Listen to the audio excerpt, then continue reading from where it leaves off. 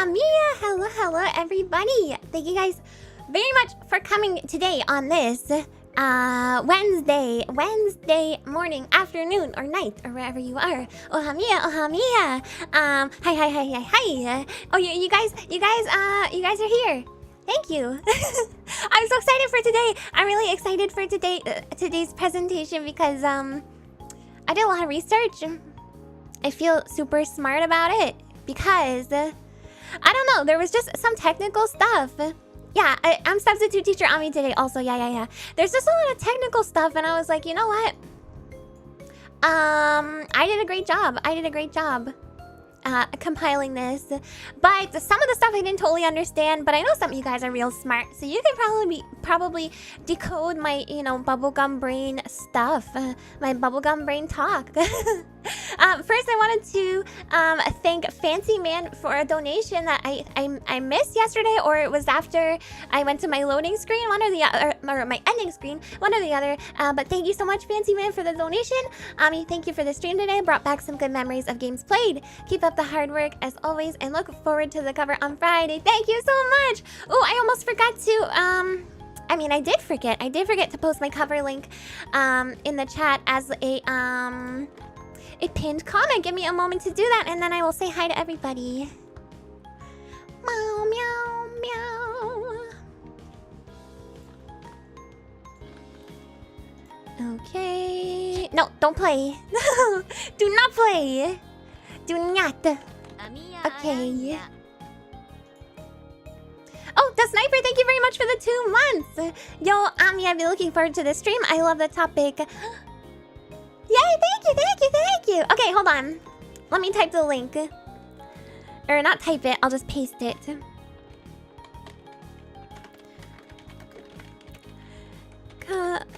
My Just Studies cover premieres Friday.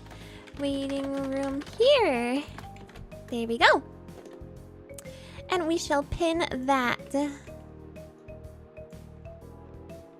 Hold on. Wait, the mic sounds different to you? Really?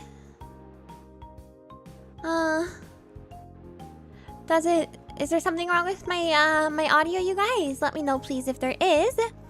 I was not abducted by aliens, okay. Do you pronounce just the D's like it's an Italian word? I think it's supposed to be, it's supposed to be just pronounced as justice, I think. But I say just the D's. I think Omori Seiko also says just the D's. It sounds the same? Okay, perfect. Or she says just the dice, because I don't know, because there's a lyric in the song that is, it's like, Black Justice roll the dice, so maybe it's just the dice? It might be just the dice. Anyway, let me say hi to everybody. I'm glad to see you all. Nom nom nom. Nom nom nom nom. Nom nom nom nom.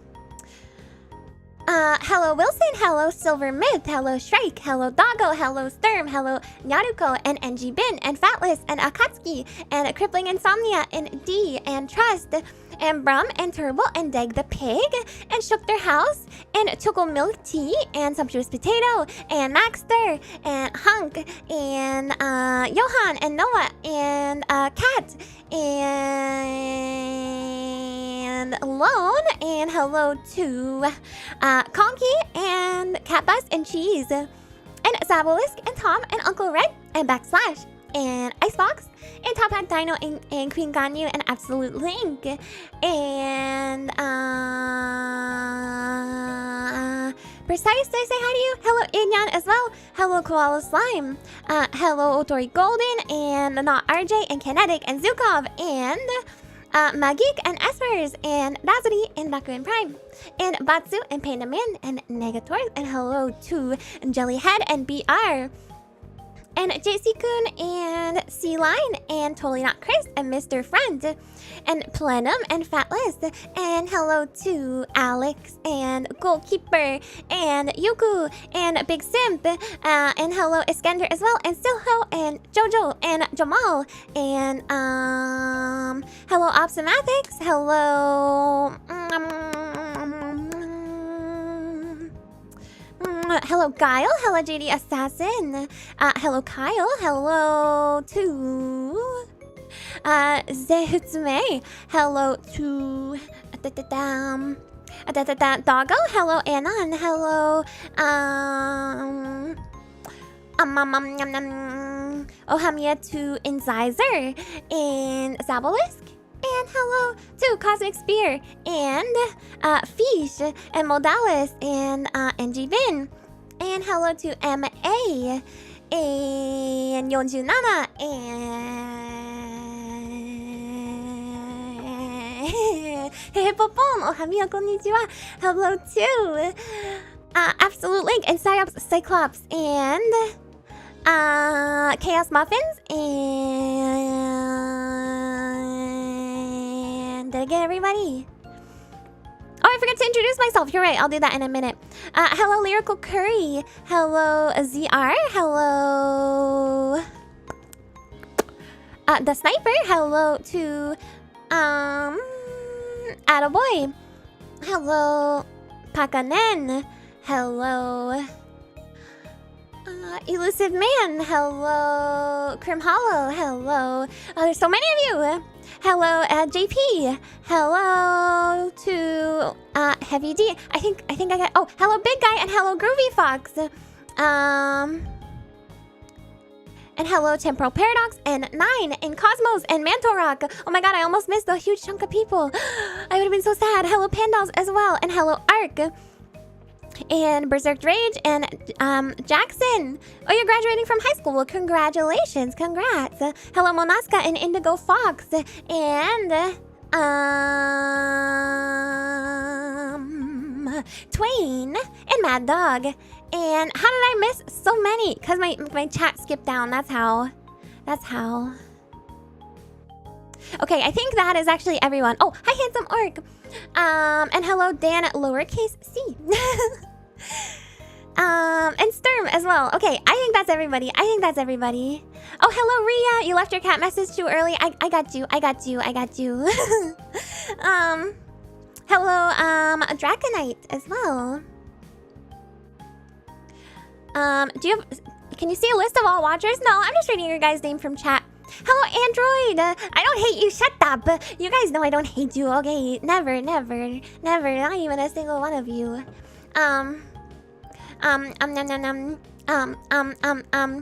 Oh, this is Tsunderia Gen 3. Toon Dreams, Dreamweaven Spider Mama. Amiya Aranha.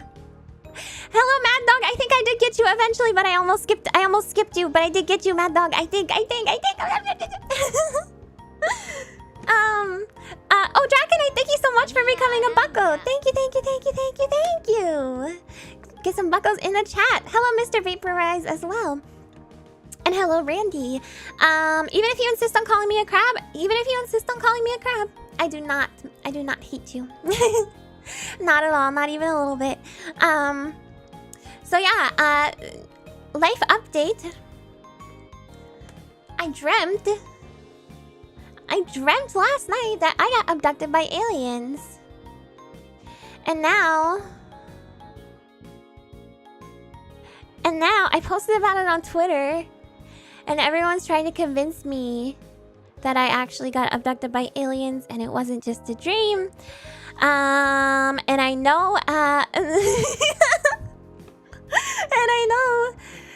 were they cool aliens? Okay, they were this is how I know it was a dream, okay? This is how I know it was just a dream. They were the classic Ayla Maus. They were just the classic Ayla Mau aliens. Yeah, it was Helios's fault. What did they do to me? I think they just looked at my brain, and then I think they wanted me to help them. Like, for some reason they thought that I was like smarter than them, even though they're infinitely more advanced.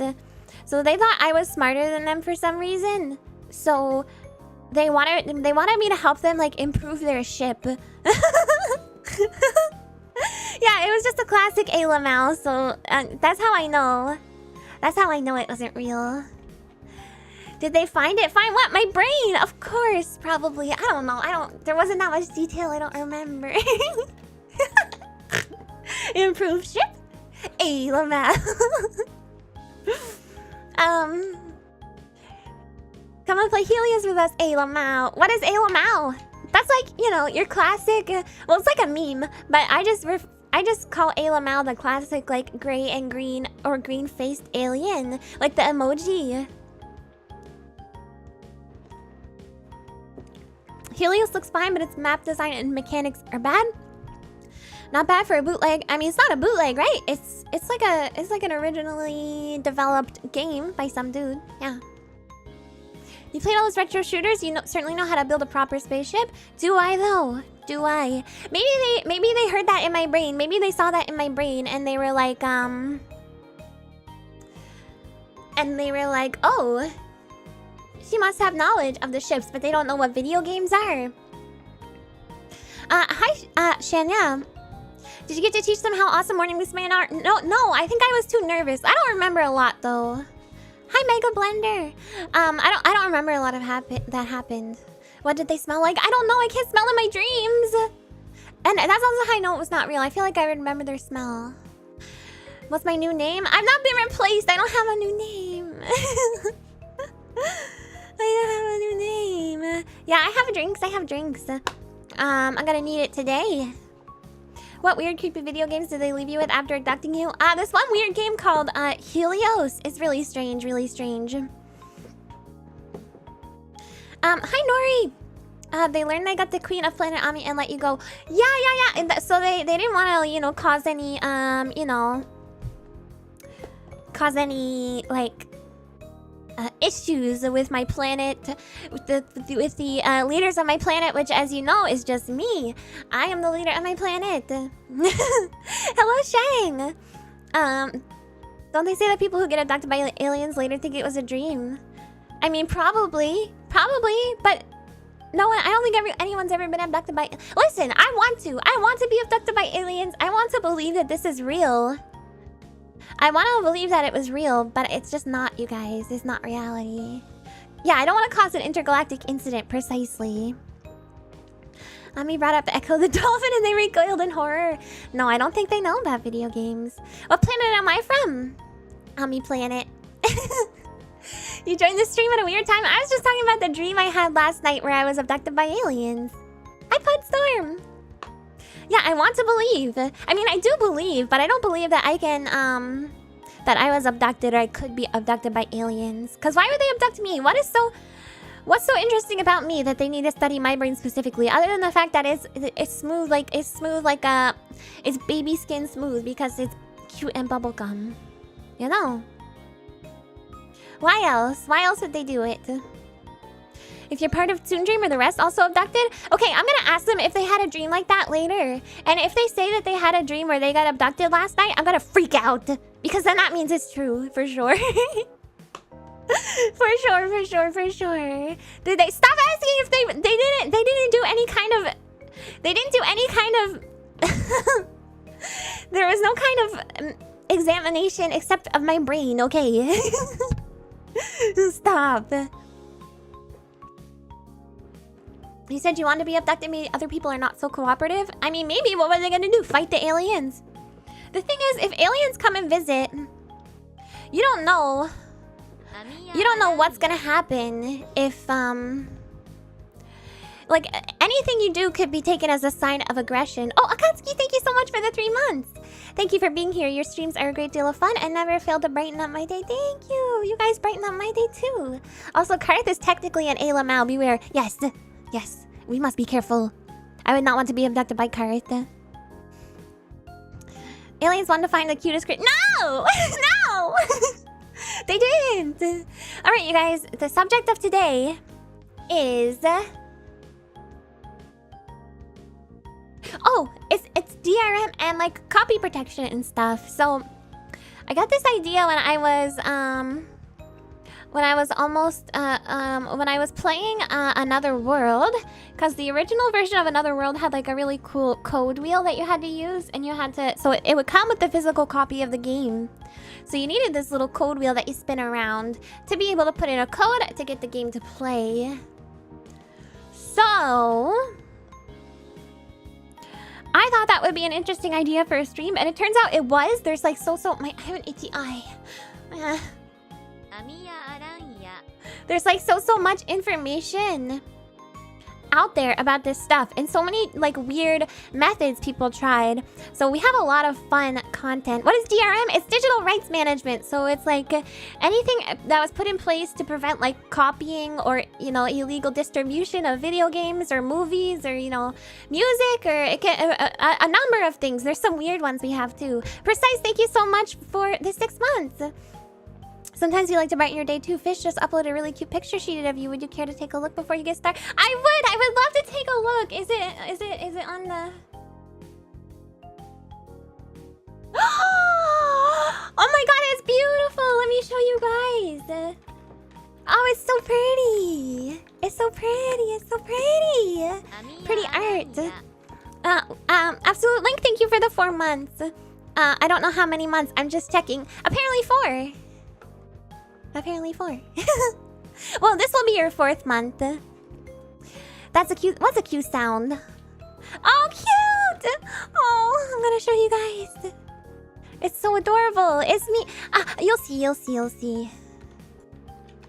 This is by Fish, who is a lovely member of the Tsundream community. Look, it's me. It's me on a beautiful princess bed, like it's my dream. And I have heart pillows and everything's pink and hearts, and there's buckles hanging from the ceiling. And I'm making like a cat's cradle or something, and then there's thread all around, and there's a little plushie spot me around. So cute. Oh my god, it's so precious. Thank you, Fish. What's the sticky stuff on? It's called web. It's called web. Duh is web. Oh, I love it. Thank you so much. Yay! Wow, what a beautiful setting. I want a bed that looks like this. Too cute. Too cute. Oh, that turned out really lovely. Yeah, adorable. Adorable. Foolable. I'm foolable. No Evangelion memes. No. It's just web, you know. You're watching me on the web right now? I think you guys all are. I think you all are. I have to think so. Where do I shoot web from? You don't ask a lady that, okay? You do not ask a lady that. Yostin, I'm not sure what you're trying to say. With all those, letter N's. Assuming there's going to be a Star Force DRM part of the stream. I don't know if I came across Star Force. I don't know if I came across Star Force when I did my research. I mean, there isn't a Star Force section, so I don't think I did. Let me see what it is that you're referring to. Oh no, I have something that's similar to this. I have something that's similar to this where they like install like covert software on your system. Yeah. All right, let me switch over. Just give me 1 minute here.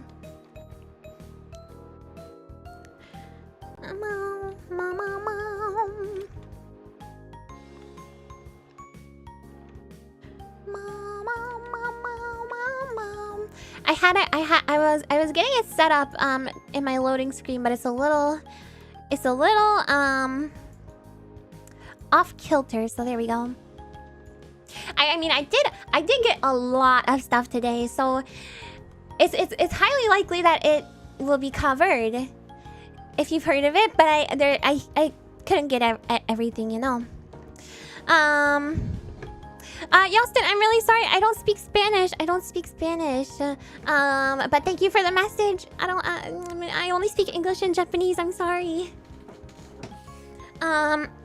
Is there a Michael Jack? Listen, you guys, no spoilers. You're gonna have to wait and see. I've compiled this very expertly in an expert fashion. Okay.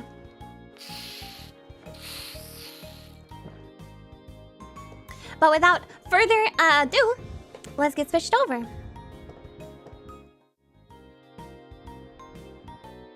Mama, you don't... Hola, ¿cómo está mi amigo? Genki desu. Genki desu. C'est bon. He says he saw you play Metroid and was curious. Oh! Thank you. Thank you. Yeah, that was a sip. You guys like the card word? Look at the little padlock I did. He said he found you through Metroid Prime or Super Metroid, and was curious. Oh, how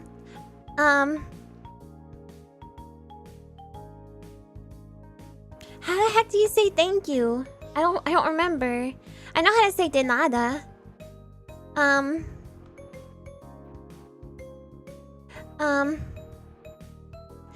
It's not merci, that's French. Ooh, I love baby. Oh, gracias! Oh my god, I can't believe I forgot. Gracias! Gracias! Gracias!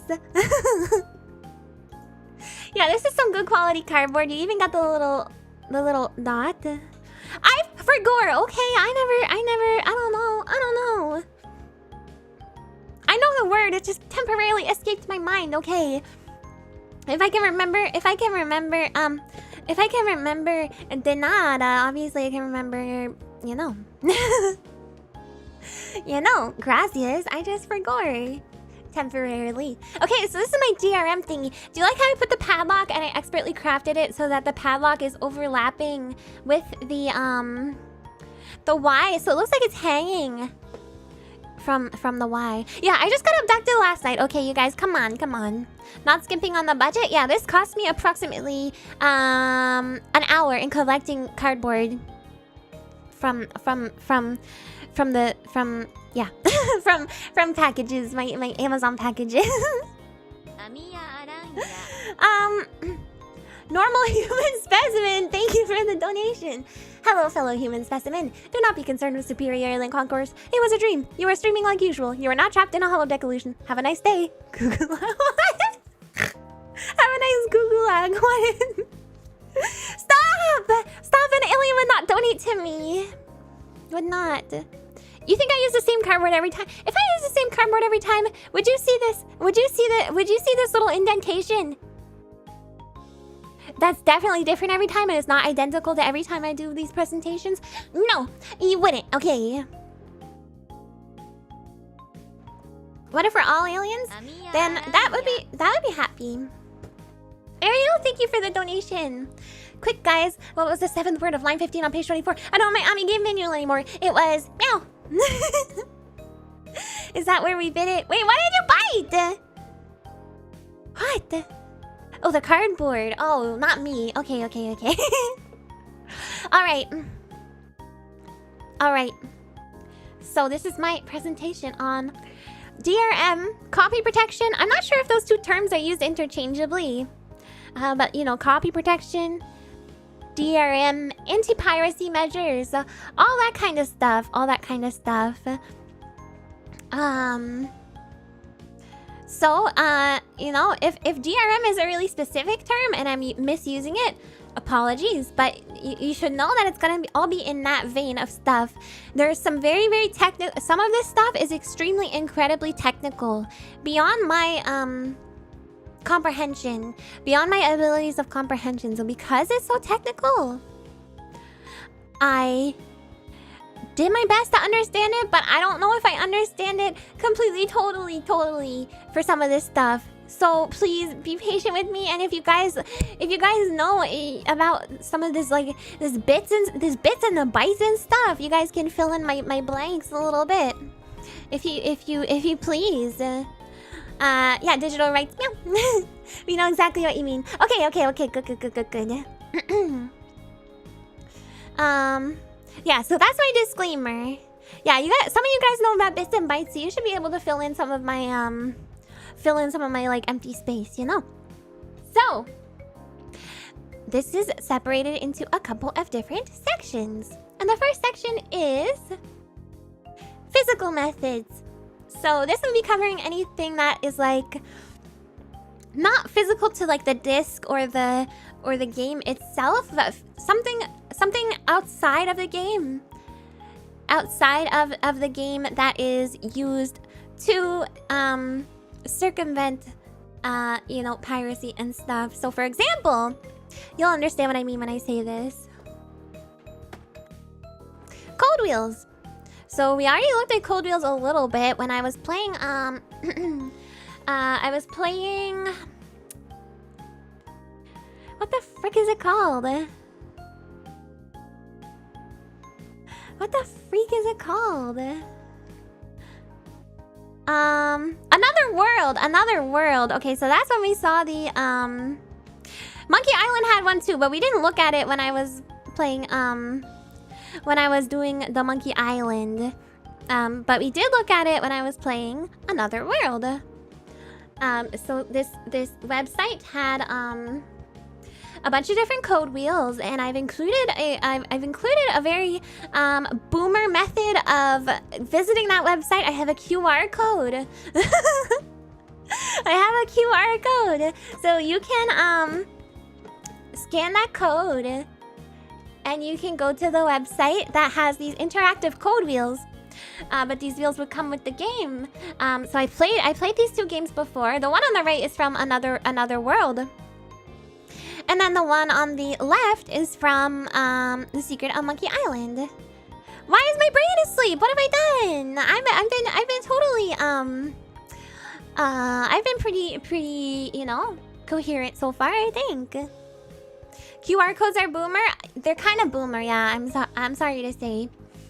So I played both of these games. I did have to use these wheels because I have legally purchased, you know, copies of the games. But the Dial-A-Pirate is a cool example of something it's like thematic with the game. And it's also, you know, it's well illustrated. It's fun to look at. They are pirates. Okay. And then Another World is just a simple code wheel, although the the code wheel kind of fits with Another World too, just because of the symbols in the game and stuff. It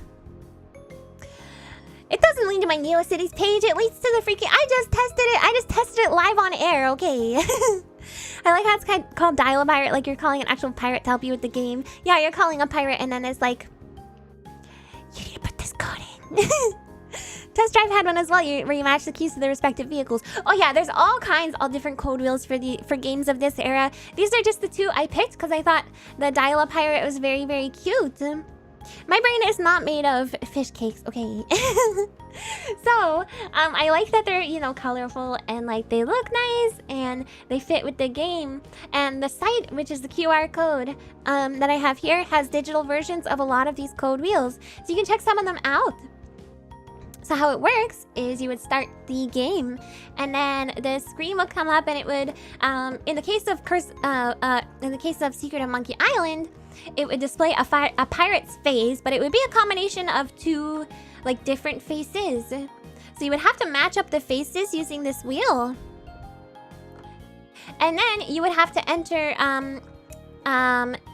the date that was significant in the pirate's life at a given geographical location. So you'd match up the top and the bottom halves of the pirate, and then you would look at the wheel that corresponds with that geographical location that it mentions in the game, and then you would type the date. And this is a very cool little device, I think. And then Another World is just like, you know, it'll tell you line up E with the number. You know, it'll be like, you line it up with 11, for example, and it'll tell you to look at the code for E. And you would put in the symbols that corresponds to that. So pretty cool. And there's a bunch of different kinds of this. Another example of a similar kind of physical, like DRM copy protection is... some stuff that required you to use the manual. There's a couple different kinds of this one. This is from Monkey Island. What did the PC remake do to cover for it? It didn't do anything. They probably have like actual, you know, digital DRM, so they wouldn't have to do anything. It's my turn to play on the PC. Pass me the cipher. Depressingly enough, the code wheel for Dial-A-Pirate refers to when said pirate die, which sometimes has Guybrush show up, making it a town. Oh no! Poor guy. Wait, are they real pirates? On the wheel, like the names and dates. Speedrunners have to memorize these code wheels. Super neat. Oh, that makes sense. Oh yeah! Whoa, that's crazy. I feel like it'd be quicker to just like have the code wheel, you know? Man, I feel like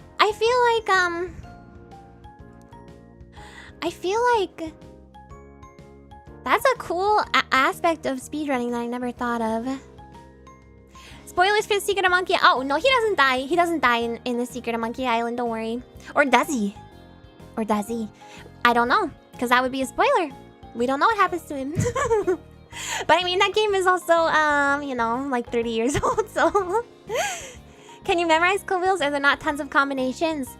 I would assume there's only a certain amount that show up in the game themselves, you know? I think. It takes 0.5 seconds to align the wheel. That's big time in speedrun world. But how much does it take to use your... how much time does it take to align your brain with the rest of your brain? Because for me, that would take more than 0.5 seconds. So anyway, this is a different kind of manual-based protection. So this, specifically LucasArts or Lucasfilm Games, as they... I don't know what they were called for... I think they were called LucasArts and then Lucasfilm Games, or maybe vice versa. A simple solution for a then small industry. Yeah, it's cool. It's neat. This one, I don't know if this was hard to read or something. I saw someone saying like, oh heck, these things earlier. LucasArts came later. Okay. I knew it was one or the other. I saw someone earlier being like, oh heck, these things. So I don't know what's wrong with it. I guess if you lost this red thing, it might be problematic. But this is specifically for 2 games, or they might have done it for more, but these are the 2 that I found. One of them is Loom, which I would very much like to play at some point soon. I really want to play Loom. And then the other one is Indiana Jones and the Last Crusade. So they're like point and click graphical adventure games, by the way. Age of something shouldn't be a justification for spoilers. My apologies. We don't know if he lives. We don't know if he dies. We don't know what happens to Thrush Bush. We don't know what happens. We don't know what happens. I definitely didn't play that game myself, and no, I'm sorry for the spoilers. Guybrush. Failure solid frequency and manual isn't DRM. You're eventually told it if you stumble around without calling Marley enough. True. Thrush Bush Guywood. 3 foot. Thank you. Thank you, 3 foot. So for Indiana Jones, the game, this is actually really cool. The game came with like a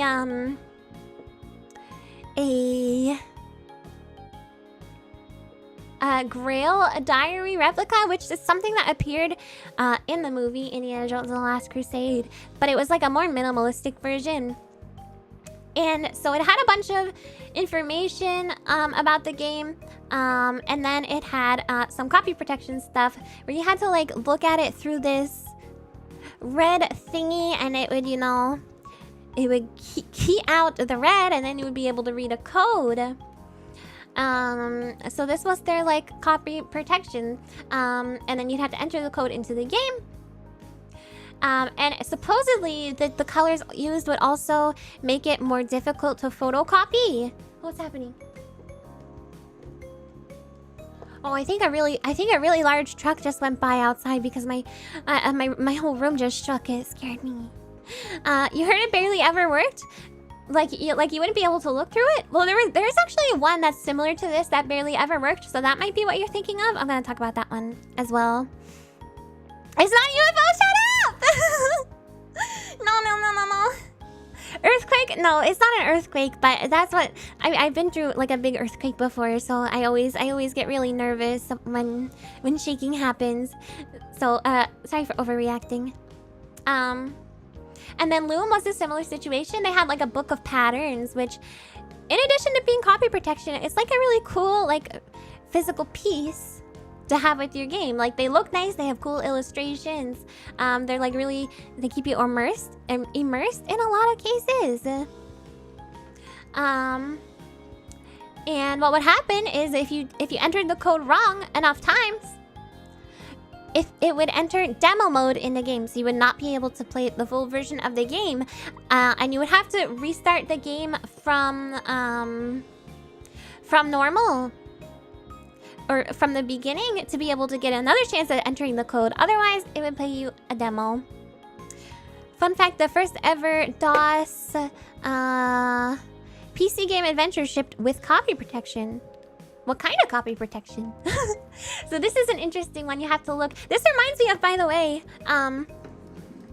when I lived in Japan, my friend showed me this method of studying where like you could get these red sheets. They're like clear red transparent sheets, and then you could make study notes, you know, and then write the answers in a red pen, so that if you put the red sheet over your study notes, it would hide the answers in the red pen, and you could just study with the questions like normal, and then you could check. You could pull it down and check. So that's what this reminded me of. I don't know, it's a weird story, but it was a cool method for studying. I used to do that. For kanji and stuff.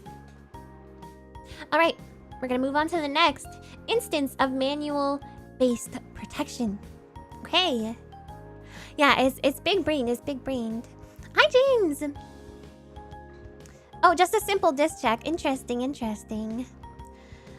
Studying DRM. Well, I mean, it's more like brain blocking management, you know. I don't know. All right, what's next? What's next is more manual stuff. So there was some. So the blue one up here is from a game called Legend of Kyrandia. So this one's really simple. You would just look at the manual and enter a word based on the prompt on the screen. So for example, this one said, find the page with this symbol and enter word 4 on line 5. So that was a really common one. Hello, Giannis! Wonder if you got Star Tropics on here? Wait and see. But no, I don't. No, I didn't come across that when I was looking for stuff. Manual-based protection consisting of calling a guy named Manual. Maybe, in some cases, who knows? I wouldn't put it past some games to do something weird like that. Like, it's a secret phone number you have to call. Patent pending? Shh. It's probably not pending anymore. Either the patent is there or, you know, it didn't go through. Who knows? The graphic on the right looks like a page straight out of a scientific paper on machine learning. I don't really understand it. But that one in particular, so that's from Jet Set Willy. And so there would be numbers and letters, and they correspond with a row of 4 colors. So when you load the game, it would give you a letter and number combo, and then you would have to look at the card. You have to be like, okay, so the combo is, you know, 2. Is that a 2? I can't see. It's really small on my screen. You know, it'd be like 2A, and then you have to go to column 2A and enter those colors into the game.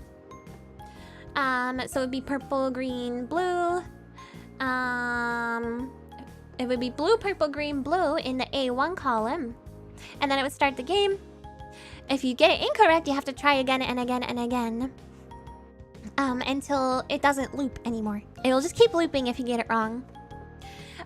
So the problem with this was that some people are colorblind. So for those people, they literally can't use it. So you're just blocking a significant potential portion of your audience. I mean, I guess you can get like someone else to look at it. You can probably get a friend to help you. But yeah, it's not colorblindness friendly. And apparently on an early version, an early copy of the game, the instructions on how to actually get the correct colors were wrong. The instructions were written incorrectly, so people would put the codes in wrong because it didn't give them the right protocol to follow. Flashback is free on GOG. Yeah, thank you. I actually grabbed that. This is not a DRM, but Leisure Suit Larry had an interesting way of protecting themselves from minors. You'd be based on contemporary knowledge that adults would know. If you failed, it wouldn't run. Well, this one I have here is for Leisure Suit Larry 3. And it is like a copy protection measure, although I think it also had an age, you know, an age check thing. I'm red green colorblind, and I can still figure it out, though sometimes the blindness would be worse. If there was a reference on like the other page that was like, this color is red, this color is blue, etc., then maybe you'd be able to figure it out, but I'm not sure. I once played a game that was region locked, so to check if you were Japanese, had a little language exam at the start. Luckily, it wasn't that difficult. Oh my god, but what if you lived in Japan, but you couldn't speak Japanese very well? Oh no. Hi, Sir Wenz.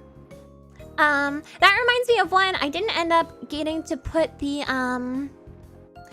I didn't end up getting to put this in the presentation because it was all Japanese. I tried to do some research to find it in Japanese, but I couldn't find like a video or anything of it to like properly showcase it. But there's this Japanese dating sim game called Love Plus, and in the game, if you're using like a pirated copy, all the girls would just like hate you. They would hate you, and none of them would date you. They would all refuse to date you. It's silly. Do you own any of these games with this sort of physical-based DRM? I don't. Because I own mostly console games. I don't really have a lot of physical PC games. Do you play a lot of dating sims? I've never played a date... Well, unless you count, like, Persona 3. I mean, that's not a dating sim. It has, like, dating sim elements, though. But no, I have, Some people would enjoy that version. Oh my god. I don't know. Maybe. Yeah, the Love Plus troll. But I've never played an actual dating sim. Randy, see you. Thank you for coming. Hi, Zen. Did you date everyone on Persona 3? Could you even do that? I don't even know if I managed to like get that far in any of the relationships in Persona 3. Hey, Bondi. Yeah, it's a DS game. So, where was I? Oh, we were talking about Leisure Suit Larry 3. So this sounds really cool. The entire manual of this game is presented as a tourist guide to the island that the game takes place on. So it's really immersive in that sense. It's like a little piece of like tourist info paper type of thing. In the game, one of the ways they do copy protection is there's free passes for a show with a character in the game, and in the manual there's a bunch of different passes and they each have a number on them, so you have to look up the right number in the manual to see the show. And if you use the wrong number, Larry gets arrested for using a fake ticket, a counterfeit ticket, and he gets arrested and it's game over. JDC, thank you for coming. And then there's another level of copy protection, which is there's a gym locker in the game. I mean, spoilers for Leisure Suit Larry, I guess, some of the puzzles. There's a gym locker, and on the back of the access card, there's 3 different businesses. So you have to look through the manual to find the advertisements for these different businesses. And you have to find the pages that they're mentioned on, and then those page numbers are the combination to the lock on the locker. So very complicated stuff, but it's like, I don't know if this is, I mean, it's essentially DRM, or it's essentially copy protection, but I don't know if it was originally intended as that, or just intended to be like a fun little element to be added to the gameplay that's, you know, outside of being a PC game. They wanted to add like a physical aspect to it, so that's pretty cool. I'll get around to playing it any day now. Well, you know, just I mean, hopefully intrinsically in these type of streams, it's understood that there might be some spoilers for certain games. Kind of like ARGs today. Sort of. They give you all the material though, which is nice. You just have to look it up, which I think is cool. The tourist guide copy protection was also used in the PS2 DS game Flower, Sun, and Rain. Also, it was used more modernly too. That's really cool. You did play that one girlfriend dating simulation game on White Day stream? Oh no, we don't talk about that. We don't talk about that. I may have been sarcastic, but I really do appreciate you being careful with spoilers. I try. Sometimes it slips past me because I don't know. Sometimes it slips past me, but I try. Yeah, Leisure Suit Larry games are really funny. I want to play one at some point, but they're a little bit yabai. The Leisure Suit Larry games can be kind of yabai, so I don't actually know. I'll have to like I'll have to like double check and see. Yeah, they're pretty yabai. I don't know if I can actually play them on stream. A little bit risque. Keep talking and nobody explodes feels like a spiritual descendant of those manual protection thingies. But that's like available online and you just like print it out, right? We're all adults here. I mean, it's not about that. It's not about that. It's about my sanity and also, you know, not getting bonked by YouTube, but also my sanity because I might die of embarrassment. I might die. Lounge losers and monetization usually don't. Right, exactly. That's it's that aspect more so of anything. Ami has sanity. I have very little of it, so it must be preserved carefully. Okay? Because I'll get too embarrassed. So that is the manual-based protection. And now we're going to the next one, which you probably maybe have heard of, which is crazy. And it didn't work a lot of times, apparently. Lens lock. Do you guys know about lens lock? So it was released in 1985 as a plastic lens in a fold-away frame. So this is like nightmarish. This is nightmarish, okay? So it's a row of prisms that are arranged vertically in a plastic holder. So the beginning of the game will give you a 2-letter code, and then it was distorted by being split into vertical sections that were rearranged. So you had to look at it through this lens lock piece of plastic to put it in the correct order and be able to read the code and put the code in the game. So the problems with this where it sometimes was difficult to get it to work. What if the screen resolution size was different? Big problem. So it didn't scale for different display sizes. Or I think some of them did. We're gonna see in this video. I think the one that this guy uses as an example did. But if you had a screen larger or smaller than what was intended, it wouldn't read the code properly. So let's see here. Sometimes you didn't get the right lens. Yeah, sometimes it just won't work. We're gonna watch a quick video of him describing it. Let me mute my music here for a second. Hopefully this is properly time-stamped. It's the same width of the lens holder. Put the lens on the screen like so. We're gonna watch him, you know, and then take a look at start pressing the arrow keys until the two lines. Yeah, so this one has like a function where you can press the arrow keys and it changes the size. So let's go ahead and do that. And this is the calibration step that you have to take. And I think that's Modern Vintage Gamer, really cool channel, really cool channel. So let's call that good. And it says now fold the lens holder into a U shape, ensuring that the words on the holder this side out and the large raised lens lock are on the Since he's outside. Australian. No. Says you will not be able to decode the characters on the screen if the That's lens silly. is folded the wrong way. You may even break the lens holder. Hold the lens at arm's length against the screen with the feet of the lens firmly against the screen. This is so dumb. I mean, it was only dumb because it didn't really work, even if... Like, it's not supposed to punish people who actually purchased the game, and it sometimes did. I'm looking at the screen. So you can see it says okay, sort of. You can kind of see it. It's kind of hard to read. The letters okay there. It's a little pixelated and a little kind of all over the place, but it's definitely right. So I think we are calibrated. Let's see if we can figure out what this code is telling us. So now he's gonna try and read an actual code. So that looks like 56 to me. It's really difficult to make out what this is saying. I think that says 56. Is that a 5? Is that saying 5C? Oh, maybe not. Maybe I'm wrong. See, that's the thing. That's the issue. Well, that didn't work, so let's try another one. And the thing is, there's a timer on this. Oh, it says lens as okay. well. Oh, So you mean the only get, first like, one? I think it's Yeah, like the 30 previous one seconds said to okay. make it I thought it said choice. 56 or 58. Like That's an 76. E This is or so a weird. Now G. it's 76. And the first one looks like... Okay, anyway, that's enough of that. But it's don't green buckle. MVG, I'm sorry. I'm just, you know, my brain is just, you know, modulating. The first thing was just the calibration for the actual code, yeah, to make sure that you had everything the right size. How much money are you losing to piracy that mass producing these plastic things is somehow worth it? I mean, they would be cheap to produce, I think. When the code is 42, does the universe... Yeah, everything explodes. He failed the first one, so he had to retry. Okay, so it changed the numbers. So that's the thing with this thing. It's like, you know, sometimes even if you have it correct, it's impossible to do. Or difficult to do.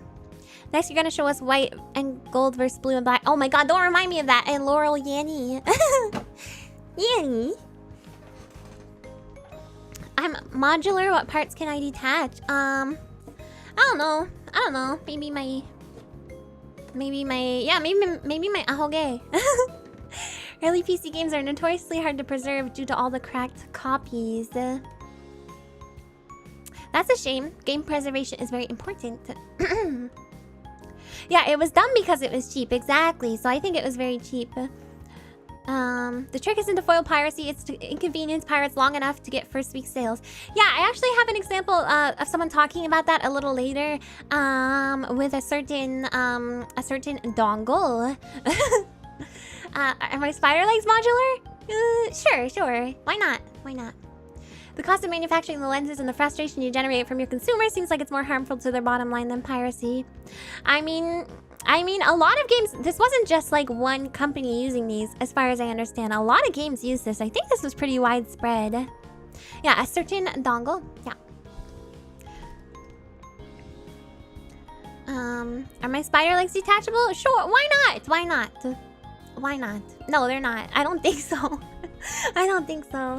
Oh, only 11 games used it. I see. So but it wasn't just one company is kind of my point.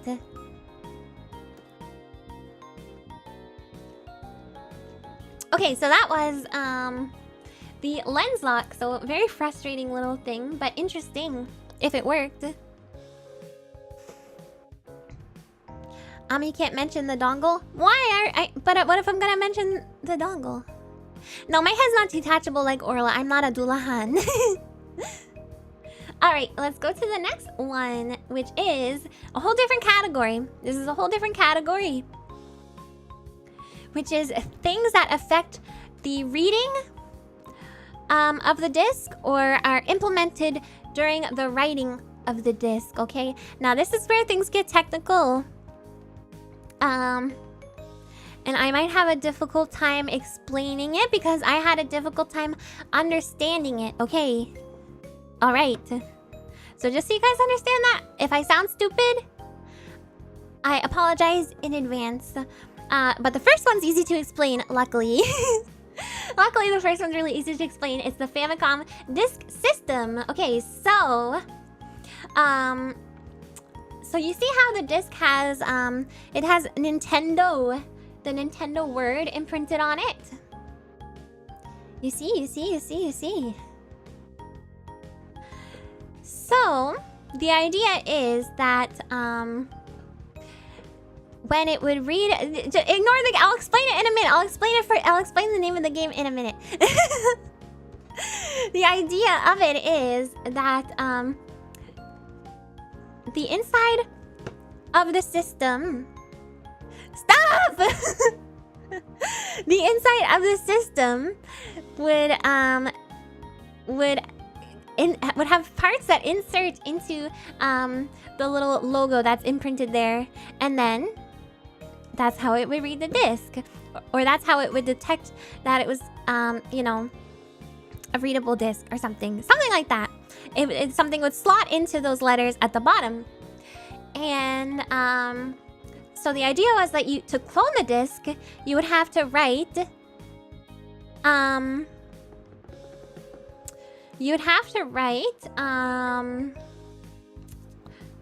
Nintendo on the disc to get it to work.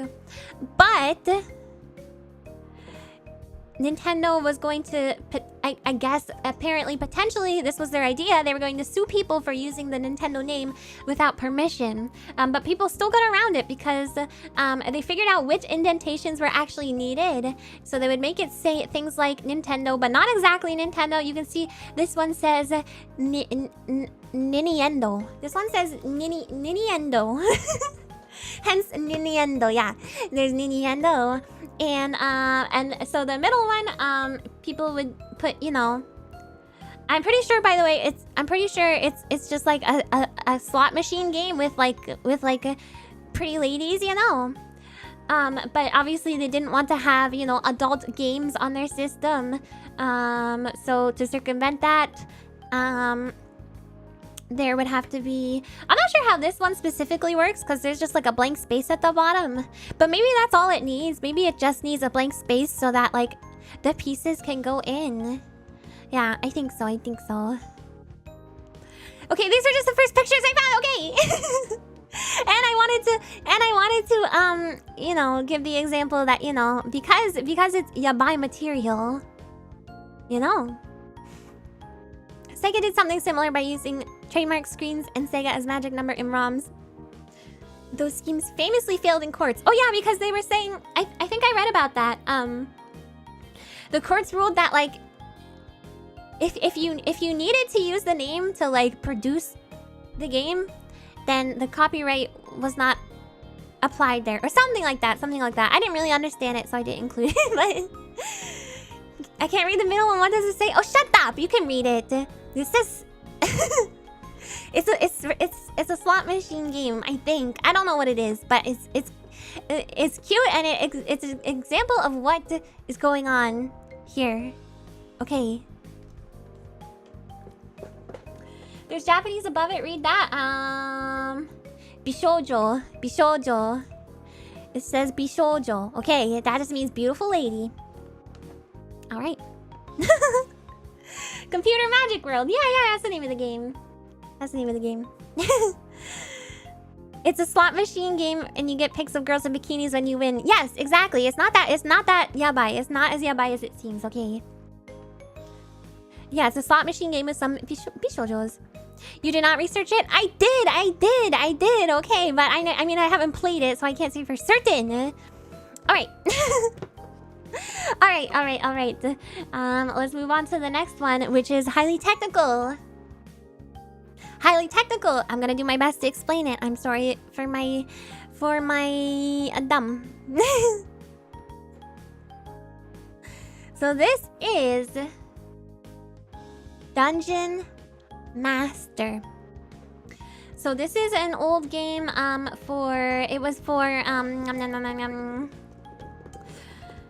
what the heck is it called? Amiga systems. Yeah, Dungeon Master.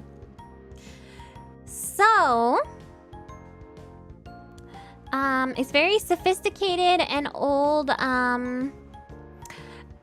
you know, copy protection for its time. You have Dungeon Master on your shelf by your side. Cool. Yeah, it's Dungeon Master. And it was an Amiga game. So what would happen is that with a copied version of the game, you wouldn't be able to open doors. Some of your weapons would be like suspended in midair, like you wouldn't be able to throw your weapons. Is it a good game? I think it's a good game. I think it's like very iconic. It's like a dungeon crawler. And there would be lots of different issues and the software would just fail. Sometimes it would tell you have to put the disc in and stuff. All kinds of weird stuff would happen. So how this was achieved was through the intentional use of something called fuzzy bits, okay? And fuzzy bits are, well, they can sometimes be unintentional if it's like, if there's an error writing the disc. But in Dungeon Master, they made it intentionally. So I'm gonna explain what my understanding of fuzzy bits are, okay? Okay, let me readjust my position so I can use my maximum brain power. Okay, so fuzzy bits. They are bits, sections on the disc, sections of information that are unable to be read consistently. Oh, Alex, thank you so much for the super chat. Thank you. Like in fuzzy logic? I don't know. I don't know what that means. But these particular sections of information were unable to be read consistently. So sometimes, you know, on the first go around, they might be read as a 1. On the second go around, they might be read as a 0 on the second read. Okay. Does anyone know how many floppy disks the Ultima 8 had? That is quite off topic. So they were able to write these fuzzy bits into the disk, but consumer floppy drives were not able to write these bits when they were copying the disk. So there was a part in the game code that would check they would check if these particular bits were consistent or not. So if these bits were read like as a 1 every time on the first pass and the second pass, then the code would detect that it is a copied version of the game and would not run properly. Does that make sense? I had to break it down in a way that I would understand. But I don't know if it makes sense to you guys in the same way as I was able to break it down in my brain. It does. Okay. Okay, good. I'm glad because it took me a long time to figure out myself. So I have a little video of it, of just a guy, you know, he's talking about it a little bit. Actually, he's the same guy, Modern Vintage Gamer, very cool dude. If the bit is too consistent, it knows it wasn't produced by the original creators. Right. And you weren't able to replicate these fuzzy bits when you were copying the disc. The original has the bit flip essentially randomly, but it isn't replicated in the pirated copy. Exactly. Official collab when? What, with Modern Vintage Gamer? What would we even... He's not a VTuber. Okay, hold on. Let me mute my music for a second and we can just see. It's just like a small... It just like shows that stuff was weird with the game and he talks about it a little bit. I just wanted to kind of show sort of an example.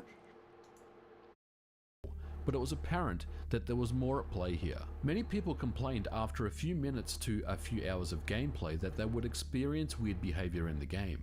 For example, using a throwing weapon would just be suspended. You think he'd be happy to? I don't know. Nothing. Others complained that it kept asking for the game disc to be reinserted into the drive, while some others were getting system error 60 displayed on their screen. All these issues were a result I can raise of the volume of the video of the game, which was far from being defeated.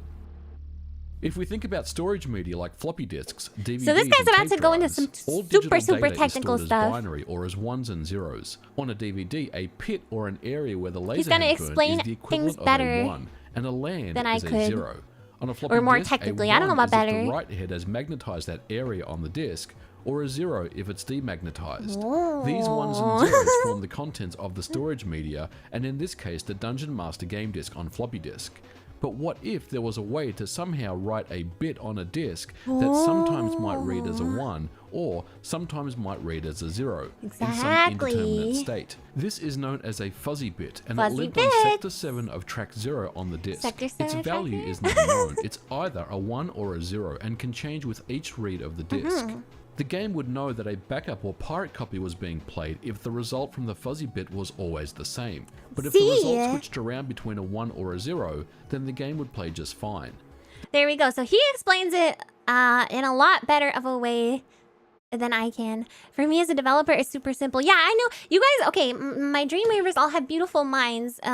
So it makes sense that a lot of you guys are able to understand this stuff. So my only hope is that I just don't sound like a complete fool when I'm trying to explain it. And Akatsuki was saying that CD-ROM based media also used a similar scheme. Sectors on the disk would intentionally fail the LEC check and be autocorrected by your drive during copying. Yes, I have a little blurb about that too.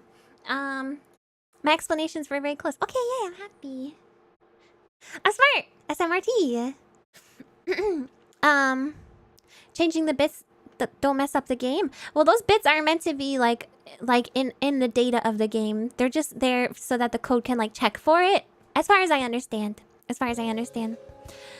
So a similar system with CD-ROMs was used more contemporarily, and that is called the fade system, or I think it was sometimes called degrade. So this was actually used in a game I'm going to talk about later, Serious Sam 3. But basically errors were intentionally written into the disc, which are read similar to how like scratches would be read. And errors like this get corrected in the disc copying process, but the executable for the game checks for those errors, and if they weren't present, the game would run differently depending on whether those errors were there or not. Yeah, Serious Sam 3 had something not exactly like this, but very, very similar. Hi Barb, how are you doing? I'm doing well. It doesn't mess up the game if your game is specifically programmed to expect the bit to randomly flip. Right. And I think crackers, to be clear, people who cracked the game eventually did find a way around this. I'm not sure exactly how it worked. I kind of looked into it, but I didn't really understand. Basically, you would usually put 100% magnetism or 0% magnetism on a part to define 1 and 0, but here they put 50% magnetism on a part, so it sometimes returns a 1 and sometimes 0. Oh, it's magnetism. Oh, magnets. So yeah, a similar situation with discs was used more contemporarily. So it's interesting how a really old, you know, successful way of managing copy protection was kind of used in recent years. Hi, Data! Yeah, take notes. This will be on the test that I'm not giving you. Magnets, how do they work? We don't know. We don't know how they work. I think scientists are still working on that one. Just like bicycles. Did you guys know that, like, no, I think this might be fake. This might be like an old wives' tale. but I think like scientists like don't know how we stay on bicycles. They like can't explain exactly how balance. No, bicycles don't have DRM. No. No, but scientists can't explain why we can stay balanced on bicycles. Do you know? That's what I heard. I don't know. Maybe that's not true. That sounds like it could be definitely not true. But that's what I heard once, so I'm just going with that. Gravity and momentum are fake. No, somebody invented both of those things. We have a pretty good idea. We have an idea, but we don't know for certain. I don't know, whatever.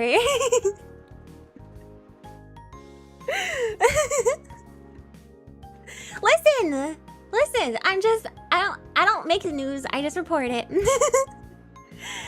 Most people know why bicycles don't fall over. I don't think scientists know.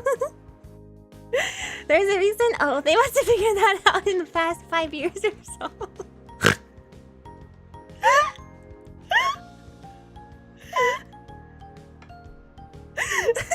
Okay, that's enough. We gotta move on. Okay, more physical disc stuff. Hold on. Okay, this RoboCop freaking dongle, I really don't understand this, how this works at all. I was down to the wire researching on this one, and I couldn't freaking figure it out. But RoboCop 3, it was for the Commodore and the Amiga 600.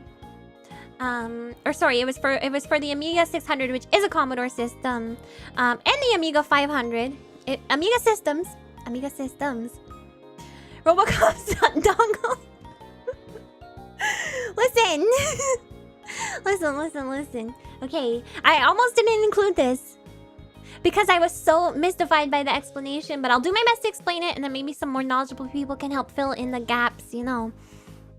If you pirate this game, RoboCop shows up at your house and kills you. RoboCop, yeah. USB probably held a key. Well, it's not a USB dongle. It's not that kind of dongle. It's actually a dongle that goes into the controller port, and I think how it works, is the program just checks to see if the dongle is present or not, and if it wasn't present, the game would not load. That's, I think, like a very, very layman's basic way of explaining it. But the issue with this was, so apparently it wasn't an anti-piracy measure so much as it was a piracy delaying measure. So they wanted to, you know, delay piracy for those first initial couple weeks of sales, because that's when they make the most money for sales of the game. And then after that, it's like, okay, well, if people want to pirate it at that point, then, you know, we've done the biggest portion of sales that we're going to do for this game. So, you know, if people figured it out by then, so be it. But the people who were working on cracking the game apparently ended up cracking it in 5.5 hours. 5.5 hours is how long it took for people to figure it out and bypass this copy protection dongle method. So I imagine that was hours, yes. Oh, apparently. And on top of that, this game was released like right before they released the Amiga 600, which was a little bit different in like design than the Amiga 500. So the joystick port was next to the floppy drive. So that made it so the dongle did not fit in the port properly any longer. It apparently didn't work even if you had the dongle. I think that's on the later version of the Amiga 600. On the 500 apparently it was okay. But on the 600 it did not fit. Yeah. So I don't know if it was, you know, I don't know what exactly the issue was, but so I think, I'm not sure how they circumvented that. I couldn't find any information on that. Either it was like I don't know, maybe they released subsequent versions of the game that didn't require the dongle. Guru Larry made a video about this, mentioning how he sawed off a chunk of his Amiga 600 to make it fit, and it still didn't work. Yeah, I saw a comment on a video I was watching about this mention that as well. An unverified story I read online about someone insisting that they needed a dongle for telephone exchange software despite it already requiring hardware pirates can't possibly have. I'm sure there's a lot of stories like that. Later copies had a simple code sheet. I'm sorry that I'm sure that worked a lot better.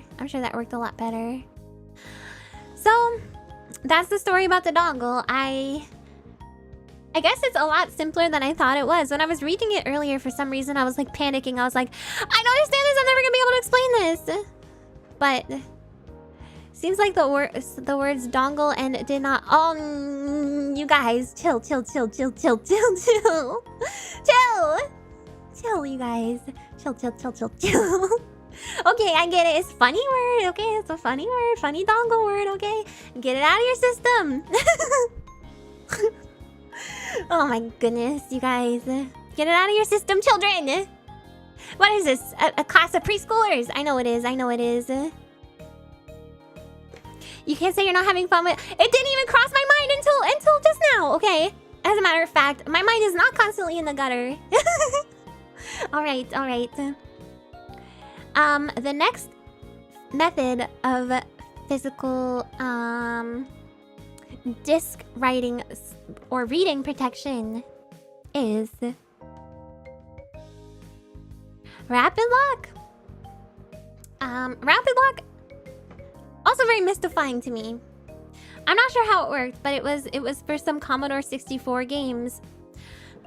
This one I couldn't even demystify for myself.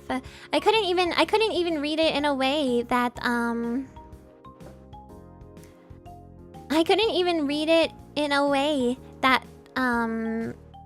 made sense to me. So I took an explanation from this site called Filfre, FILFRE.net, and I'm just gonna read it. You can make of it what you guys want. I kind of think I understand it, but let me read this first and then we'll go into it. Rapidlock goes to the next level by implementing its own custom format by scratch. A standard Commodore 64 disc has 17 to 21 sectors per track, depending on where the track is located. A Rapidlock disc has 11 or 12 much larger sectors, with the details of how those sectors organize their data likewise reimagined. Rapidlock also adds a track to the standard 35, shoved off past the part of the disc which is normally read from or written to. This 36 track serves as an encrypted checksum store for all of the other tracks. If any track fails the checksum check indicating it's been modified from the original, the system immediately halts. Okay, so what I think happens... I might be wrong. This is the last one that's like super technical, by the way, so we're not gonna have to worry about this as much anymore. But what I think happens is that there's a check built into the disc that checks for the size of the tracks, or maybe the number of tracks, and that's what detects how fast the drive should run. Okay, but if you're using a copied version, the drive either runs, I think it runs too quickly, and it can mess with your drive. It can mess with your disk drive. I think. So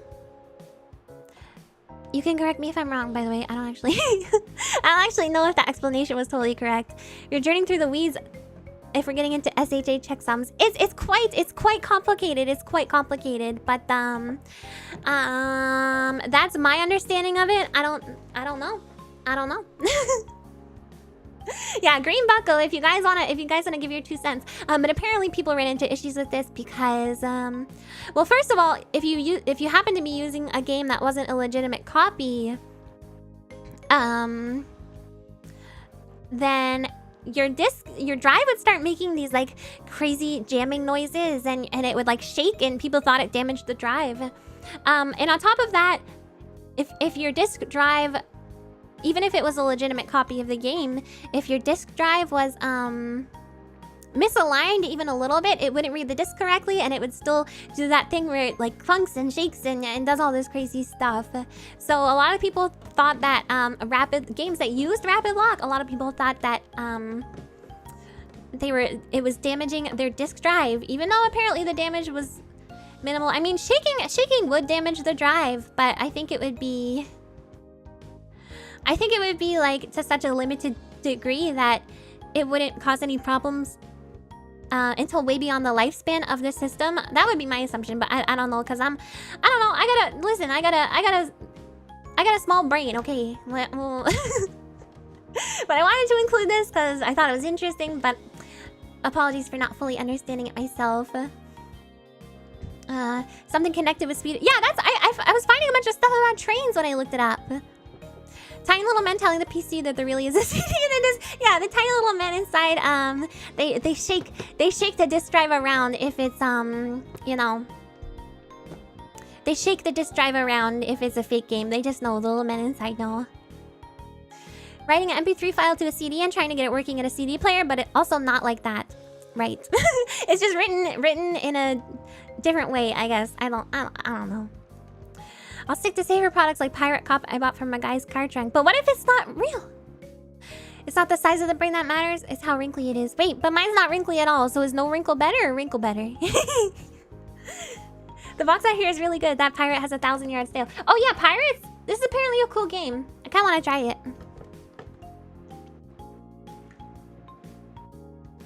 In reality, they just installed a Rumble Pack to sell the image of the console breaking.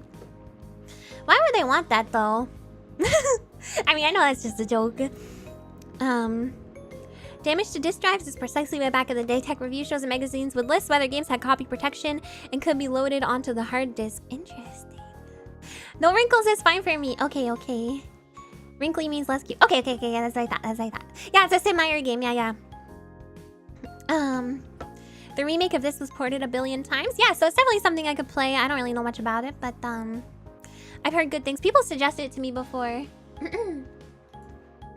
Oh, hold on, just 1 second.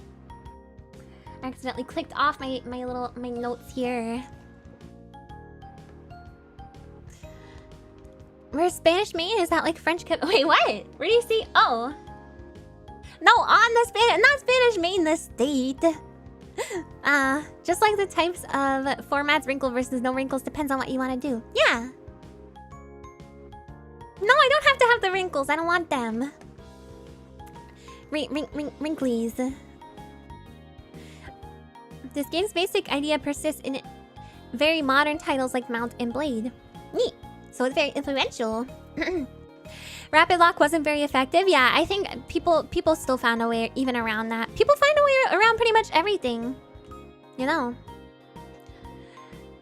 These game crackers are very dedicated to their craft. Alright, so I think we're moving on to another section here, which is where the games would actually mess with your gameplay. But before that, you guys, I have been drinking a lot of water because these types of presentations are a little bit tough on my throat. So I do need to take a bathroom break. Okay, so can you please be game pirate hacker professional hackers until I get back. I'll be right back.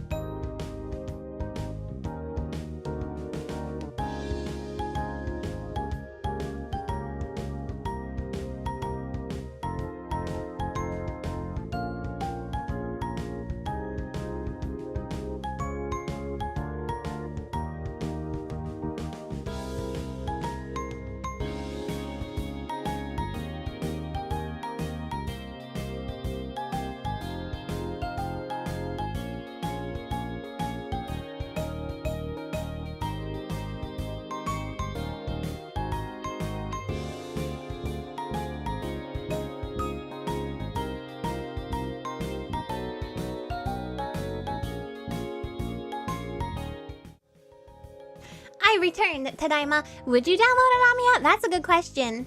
Thank you, Kat and Koala Slime and Tom and Akatsuki and Krim Hollow and Noah for the bathroom super chats. And thank you, Hacker Man, for the I'm in donation.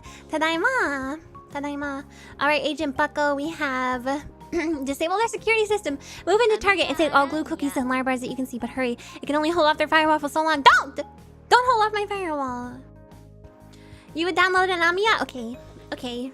It won't be the same, but it wouldn't be the same, but I accept. I accept this answer.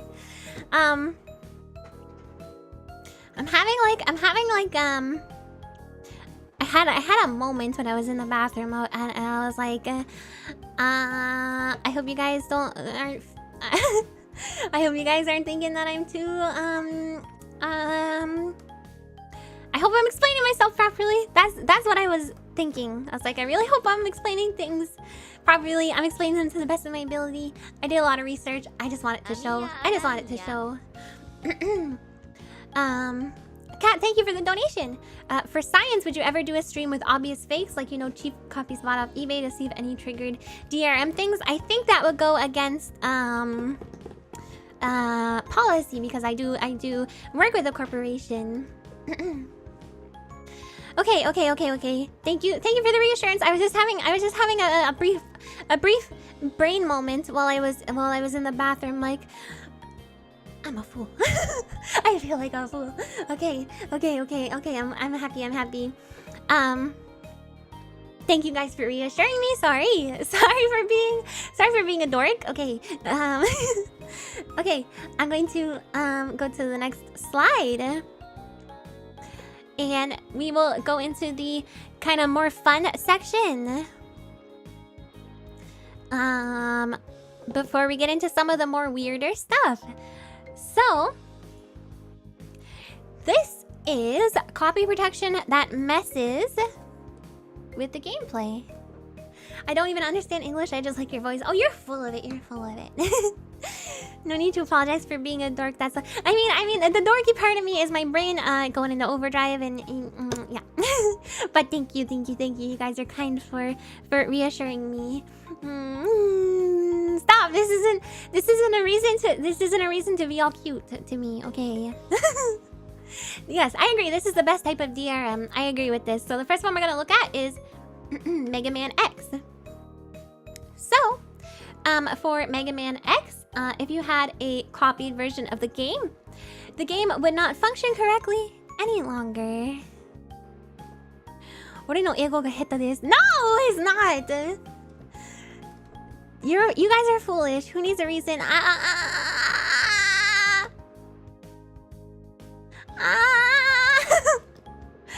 Stop.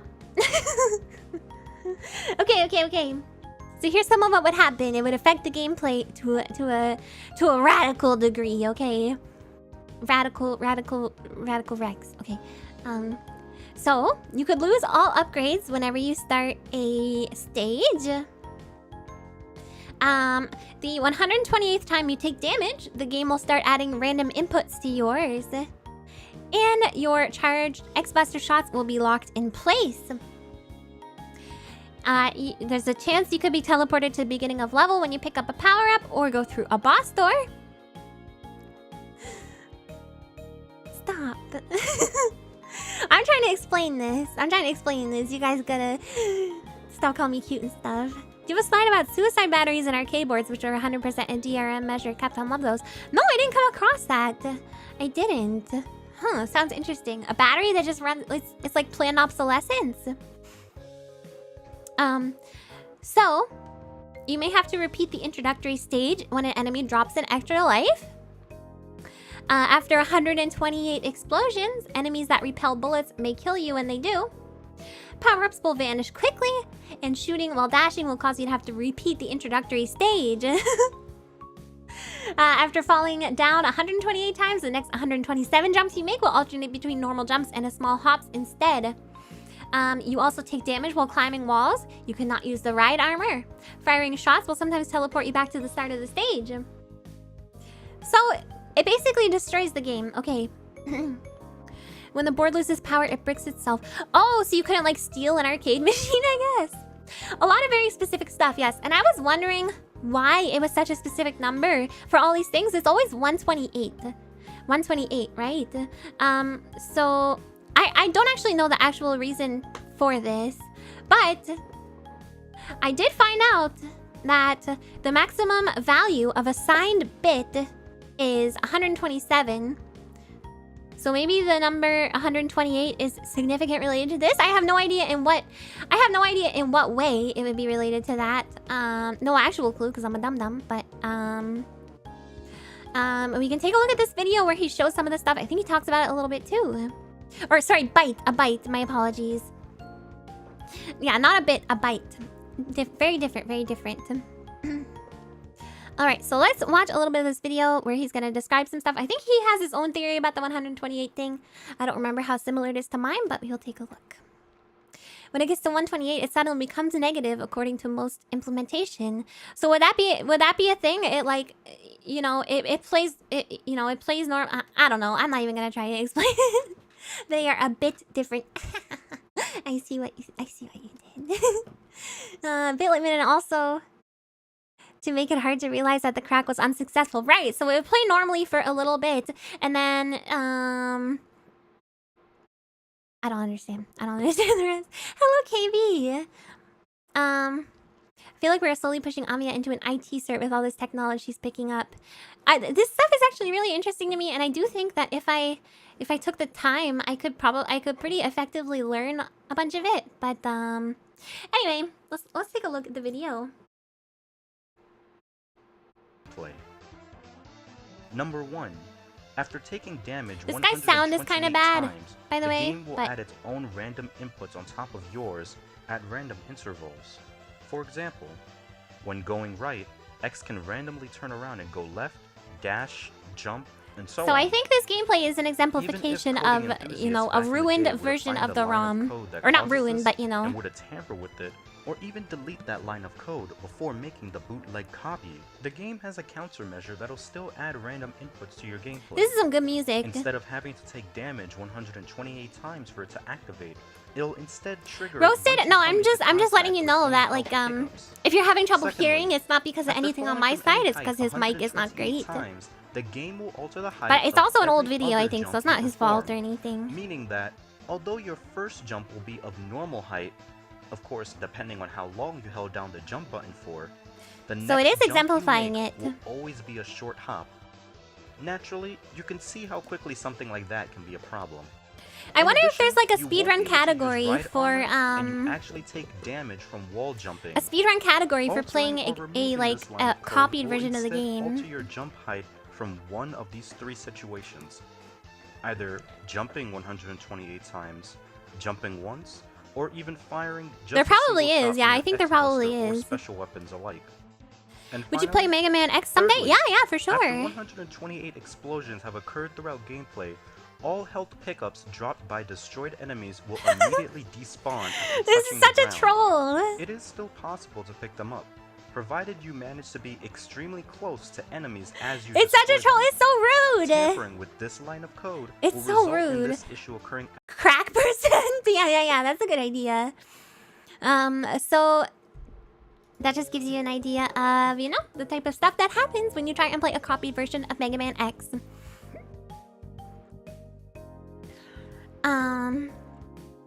The game purposely crashes most of the time when playing with the pirated version of the game via the old ways. I assume the game writes a value to the non-existent SRAM, and if the value is read back, then the pirate code pops in.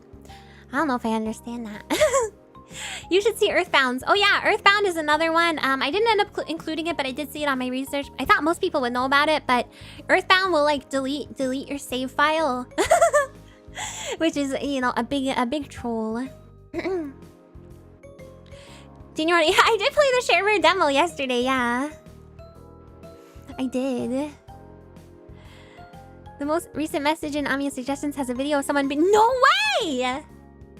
Cool! Oh, so it probably is like a speedrun category or something. Oh, right. Even though it's totally random. But it'd be random in a way similar to how, like, you know, like I don't know, like a Minecraft speedrun is kind of random. Okay.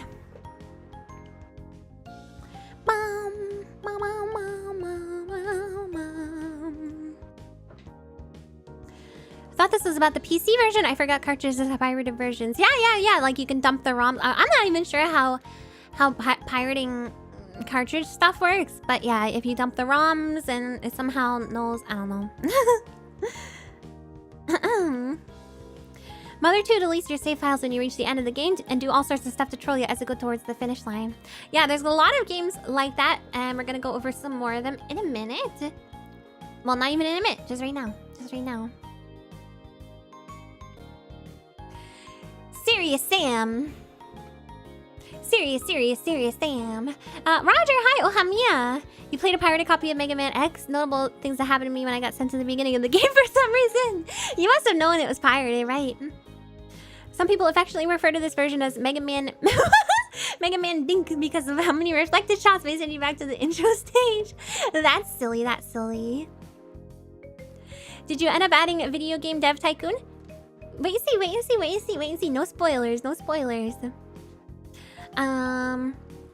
Hong Kong 97 was famously only released on a floppy for pirate copy is very funny. Oh god, that game. This game does have anti-pirate stuff. So this game uses the fade thing that we talked about earlier, which is like the fuzzy bits thing for CDs. So you spoiled the Earthbound part though? I don't want to spoil the whole presentation. Come on. Yeah, so there's a fast scorpion in this game. So it apparently this had like a tagline that said they were gonna fight piracy just by being an awesome game, you know. It's not me. First of all, it's a scorpion. It's not even a crab. Okay, so you can't even say this. It's not a crab, it's a scorpion. And scorpions are arachnids, so I don't really mind being compared to scorpions, okay? This game is nuts with a bunch of people in one lobby. This game looks kind of nuts in general, but they did actually put some DRM in it, and it affects illegal copies, and it's very, very funny. So if it's a pirated copy, a pink arachnoid, which I mean it's a scorpion, they call it an arachnoid in the game, I guess. It will chase you, and it has a gun. It cannot be killed. It's very, very fast, incredibly fast. And I think it makes it impossible to complete the game. Maybe difficult to impossible. And it's very funny, and we have a video of it that I will show you. I think it has a gun. Yeah, I think it has a gun.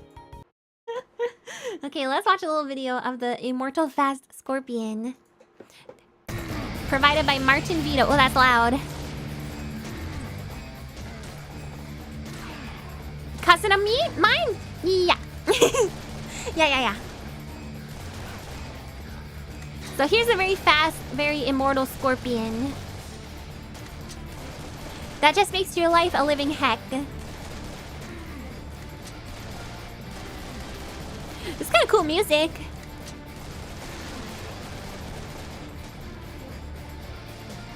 Very scary, very scary. That's a lot of blood. Yeah, it's like comically fast. There he goes with his guns. How does the game know it's pirated? So this specific one, I described it a little bit earlier, but for Serious Sam, it used a system called Fade, where it had errors written into the disk. And then part of the code in the game would check, or the errors were intentionally written into the disk, and part of the code for the game would check for those errors. And if they weren't present, then it would detect that it's a pirated copy of the game, because those errors can't be copied by when you're making a copy of the disk. Those errors get corrected. So when the code of the game is checking for them, it doesn't find them there, and it detects that it's a copied version of the game rather than a legitimate version. It may not prevent anyone from beating the game, but it does make it way more obnoxious. I would certainly give up. How I would defeat the Immortal Scorpion? I would, I don't know. I try and like kill it with kindness or something, you know. Kill it with cuteness. Apparently it's still possible to finish the game. Yeah, just very, very difficult.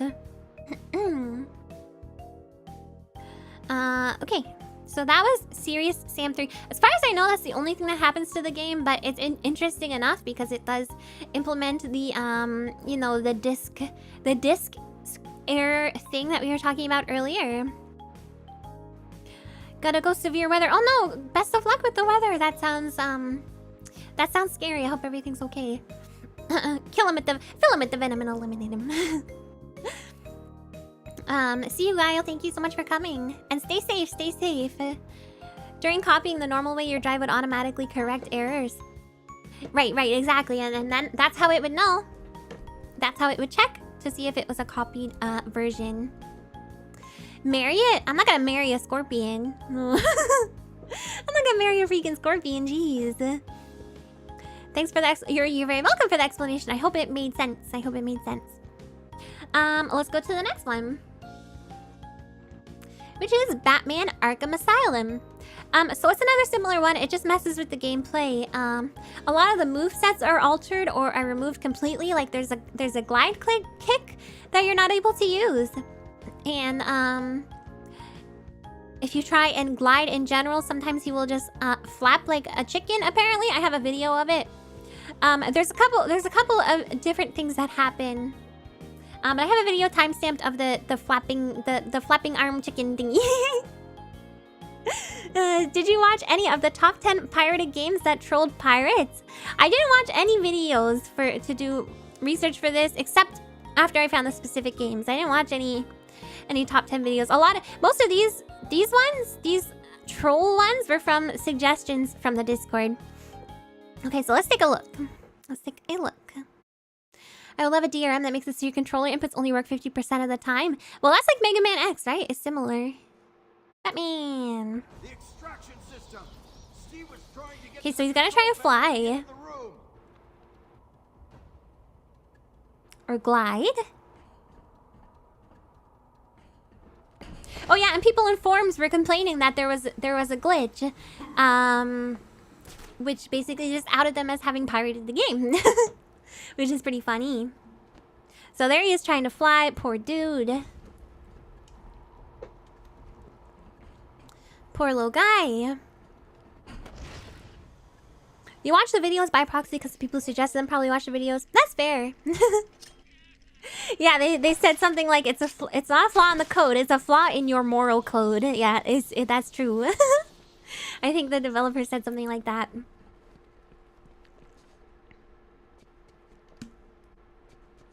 And then I wish this embedded player had the things where it shows the spikes for people watching, because they that's where a lot of the funny stuff is, but apparently it's not letting him grapple at the moment. So you can't progress in this game. Is there a way to defeat this with all these glitches in place? I don't know. I didn't check because I assumed it would block you completely from completing the game. But maybe you can still progress somehow. And it's just really annoying. So anyway, that's an example in this situation of a game trolling by making the movesets very, very different. I mean, it's kind of similar to Mega Man. Can't blame people for pirating games for Windows Live release. What even is that? What even is that? Like, is that its own like dedicated launcher or something? Ooh, you have strawberries again. I want some. I love strawberries. Oh, I want to get some strawberries and sweetened condensed milk. I'm gonna do that. It's on my grocery list next time. Popsicles and strawberries and sweetened condensed milk. Read the long gliding is required for one part and then it locked people out. Oof. It was the Windows App Store on PC. Oh god, I hated that thing. Always online DRM that went offline and games wouldn't even run anymore. Oh, always online DRM is like the worst. It's like, I don't always want to be on the internet. Screw off. This ain't even an online game. Okay. Now moving on to the next one, we have Spiral 3. So this one's pretty notorious for how it messed with people. Strawberries and milk salad? I don't know what that is. I just like dipping them in the sweet condensed milk. When are you removing your always online DRM? I can only exist online. I'm sorry. I don't know, you could download my VODs, I guess. Love when Comcast decides I can't play my offline games with online DRM. Yeah, that's extremely frustrating. Very rude, very rude. So let's watch this little video to intro things, because there is a like a scary kind of thing that happens when one of the fairies, Zoe, talks to you. This video is only like 30 seconds, so we'll just watch the whole thing. I'm sorry, Spyro, but you seem to be playing a hacked version of this game. This may be an illegal copy. Since this copy has been modified, you may experience problems that would not occur on a legal copy. Scary! Imagine a fairy saying that to you! And you're a kid and your parents brought you this game and you're like, oh my god, I'm gonna get arrested. Gonna watch till the power goes out. Oh no! No. I hope your power stays intact. Yeah, that's so scary, right? PS1 DRM is cool. Every game is wobbly lead in pressed into the CDs that the laser picks up. I wasn't sure. I wasn't sure about the PS1. I thought it was just. I thought the black back of the discs was just to make it like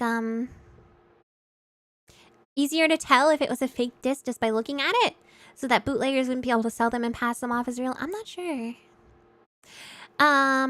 So there's a bunch of things that happen with this game. I will talk about some of them. Hold on. PAL copies of the game would switch between English, French, German, Spanish, and Italian randomly. The ability to pause is removed, so you can no longer pause the game. Various enemies will not give gems, and some gems that are on the ground are removed entirely, so you can no longer 100% the gems.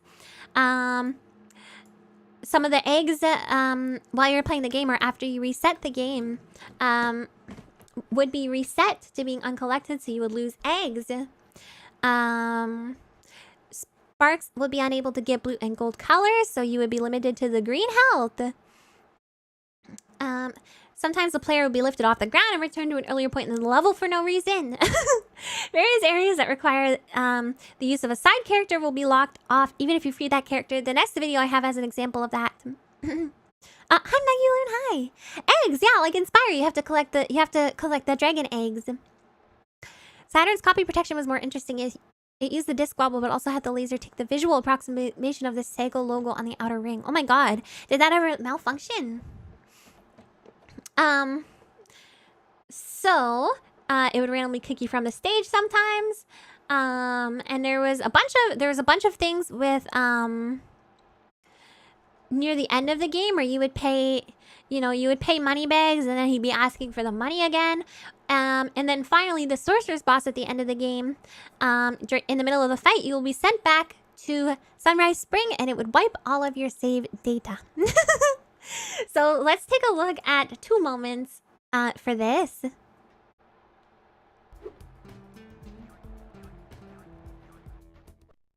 So here's Sheila exiting the special stage. And so you can see that Sheila's stage is actually now blocked out, even though it should be unlocked. You cannot go back in there. And you would have to exit the stage, and I think you would have to pay money bags again to get this door to open again if you wanted to re-enter the section. And then, near the end, I will show you the, take a look at the boss fight with the sorceress. Where is that?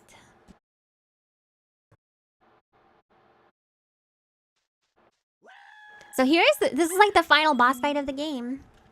Yeah, it's an 8-hour video because they finished the whole game.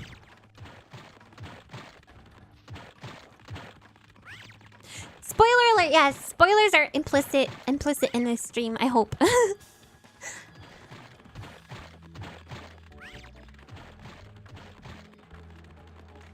Okay, so he's gonna do the fight. And here is it booting him back to the beginning of the game.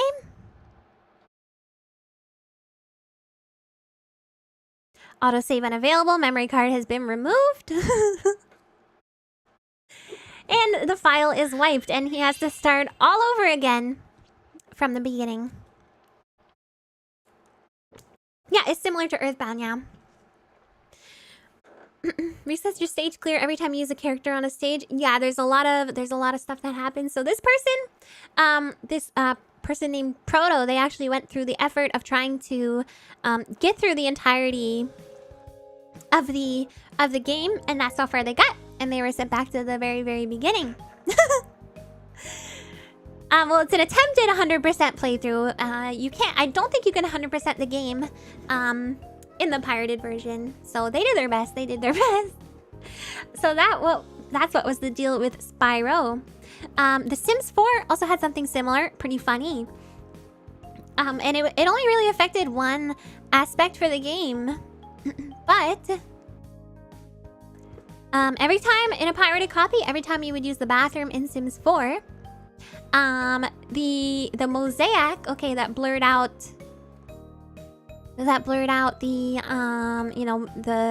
the stuff they don't want you to see, would get bigger and bigger, and it would eventually cover the whole screen, and then you won't be able to see what's going on in the game any longer. So we can take a look at that too. I got a video. Okay, so this is here. We'll just mute this. We don't really need to. We don't really need to hear toilet sounds over and over.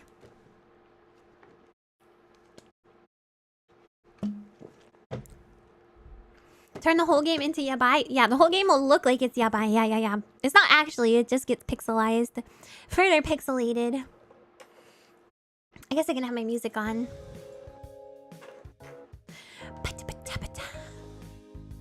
Okay, you can see it's getting bigger and bigger, expanding.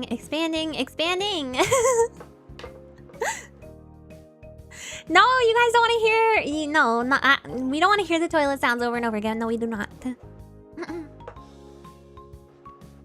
And then I guess it eventually went away. I don't know how it works.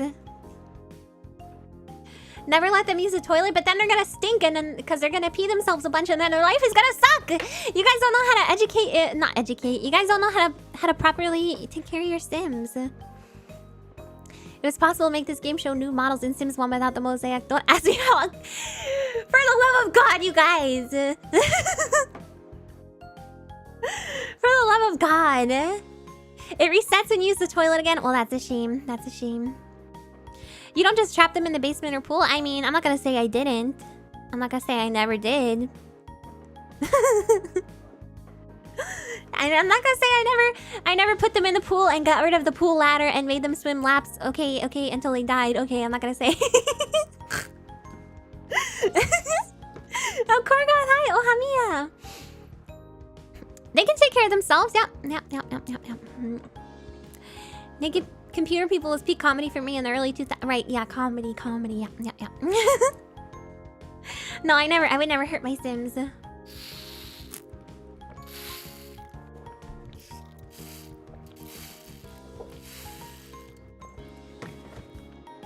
Trapping Sims in the pool doesn't work past the first game. Oh, I played the first one, I think.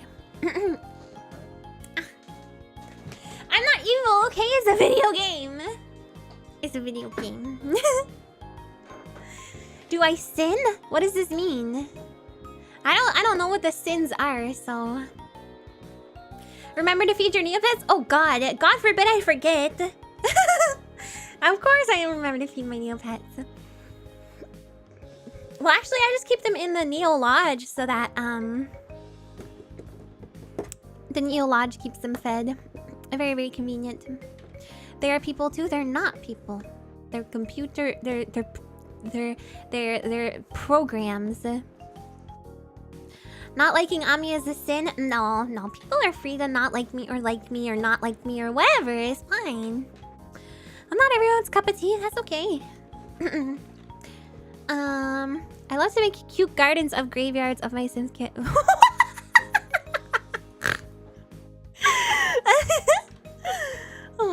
god. No, I don't treat Buckles. No. I do not treat Buckles like that. Did I ever?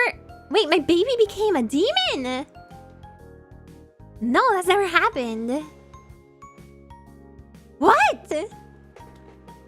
In The Sims? I am a virtual... No, I'm a real person.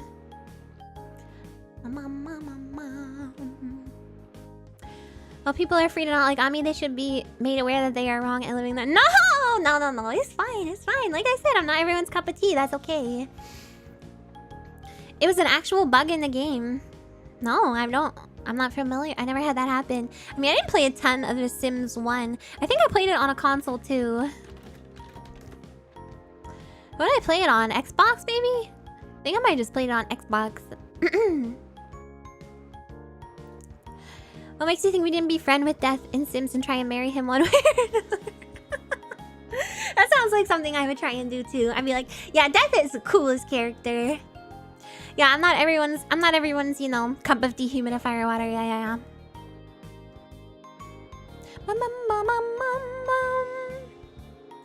Are you asking me if I'm a guy? No, I'm a lady, a proper lady actually. You know, because I have good manners and stuff. I have good manners. Interesting question. Do you know in Sim 2 guys can be impregnated by aliens? What?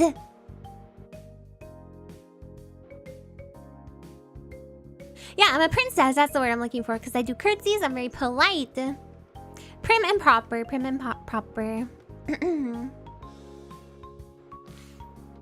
I did not know that they could be impregnated. That's crazy.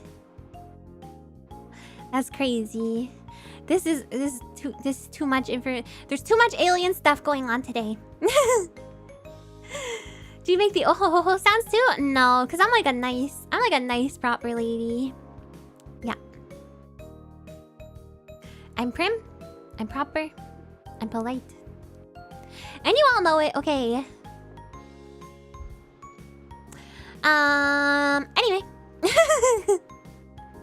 Anyway. Weird topic. Let's move on to the next one, which is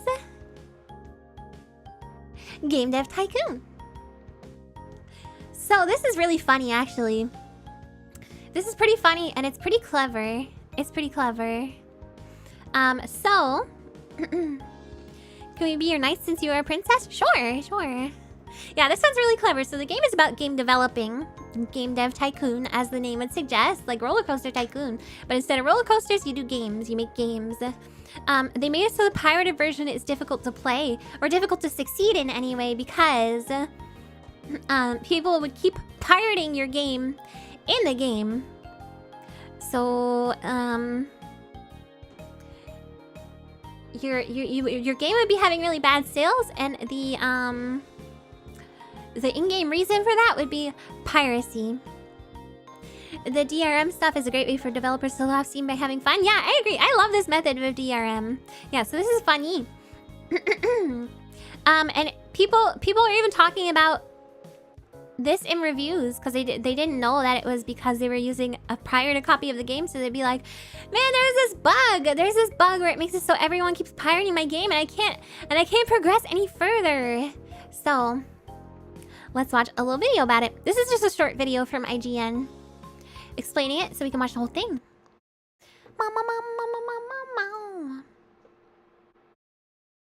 What is this? A freaking ad! A video ad! Get out of here. What's up, everybody? Damon here with IGN News. Hey, Damon. Greenheart Games has come up with a clever God, my throat is bothering me. I've been talking so much. I've been getting so excited. People who download a cracked version will feel the effects of piracy in-game. Game Dev Tycoon is a game development simulator, much like Game Dev Story. As an experiment, the creators decided to release. The guy looked like he needed. I mean, I think it was a horror. Yeah, he did look like he needed help. Version, preempting piracy. The two versions are nearly identical, except for one handicap in the stolen game. After a few hours of building up your virtual game studio, a message appears letting you know that people are pirating your new game. If they steal your games instead of pay for them, your studio will eventually go bankrupt. From then on, everything pirate players make in-game has a huge chance of being pirated, and it becomes almost impossible for them to make a profit. Yeah, my throat Greenheart is getting thinks of dry. as It a unique is. opportunity to hold a mirror up to players and show them what piracy can do to game developers. But some pirate players still don't get it, as evidenced by messages sent to Greenheart's support services. This real-world pirate, for example, complains to Greenheart about his frustration over having his own virtual game. I think it's a bit generous to call him The a irony real-world escapes. pirate. Like, pirates are This isn't kind the of first cool, time the you know. developers have tried to make a point with anti-piracy messages. Rocksteady released a cracked version of that. This just talks about some other ones that we've looked at. You know what? Oh, by the way, people are saying ad block. For whatever reason, that doesn't work in this, like, in this windowed embedded version of Canva, the site that I'm using. It doesn't work for some reason. That's so tone deaf to complain about piracy on a pirated game. I don't know how they didn't connect 2 and 2 together, you know. Rayman 2 had a giant texture of a robo-pirate's face pop up on your screen during gameplay in later stages if you used a cracked version. I remember it happened during my legit play once. Wait, why would it happen during the legit play? Can we watch the Xeno? No, we're not watching the Xenoblade Chronicles trailer. No. Oh yeah, the devs leaked it intentionally, right? They leaked it intentionally with the game. Or they uploaded it to trackers. YouTube Premium? Nah. Nah.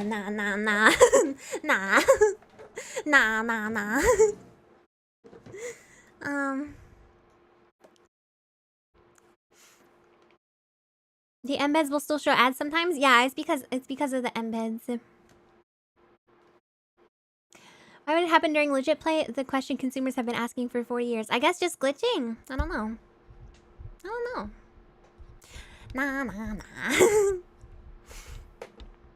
Yeah, I'm not giving YouTube any more freaking money. Sorry, Susan.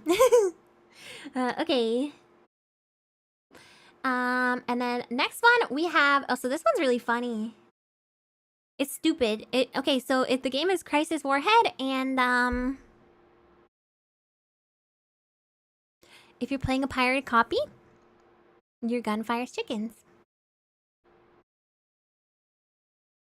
Remember when Blizzard shout out loud how StarCraft is impossible to crack and pirate? I don't remember that. And how 2 hours later, 2 different groups send email to magazines saying cracking is done. That sounds like the story. That's like the classic story of game companies bragging about how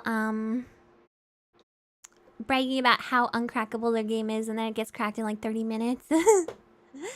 Yeah, so chickens. The pirated version is superior. There's people being like, I want a way to activate this in the actual game. Okay, let's try.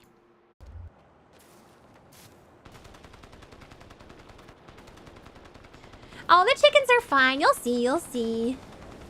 The chickens are well and good. It's just generating chipkin.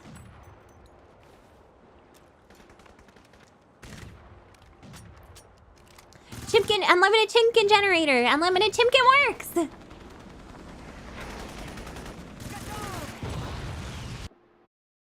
There we go. That's the unlimited chipkin works. That's it.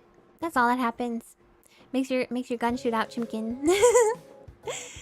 Interesting to see how people hack my games to make them easier though. Wait, what games? You mean like ROMs and stuff? Or your games? Do you make games? Can you imagine how OP this would be in Castlevania? Yeah, you would have unlimited power. You would still prefer that to the regular... Is the regular game not good or something? Yeah, when I was reading about this, people were like, I would really like to just have this as a feature to be able to activate this. So that's Crisis Warhead. That's it. Games you developed. Oh, I didn't know you developed games. That's so cool. That's so cool.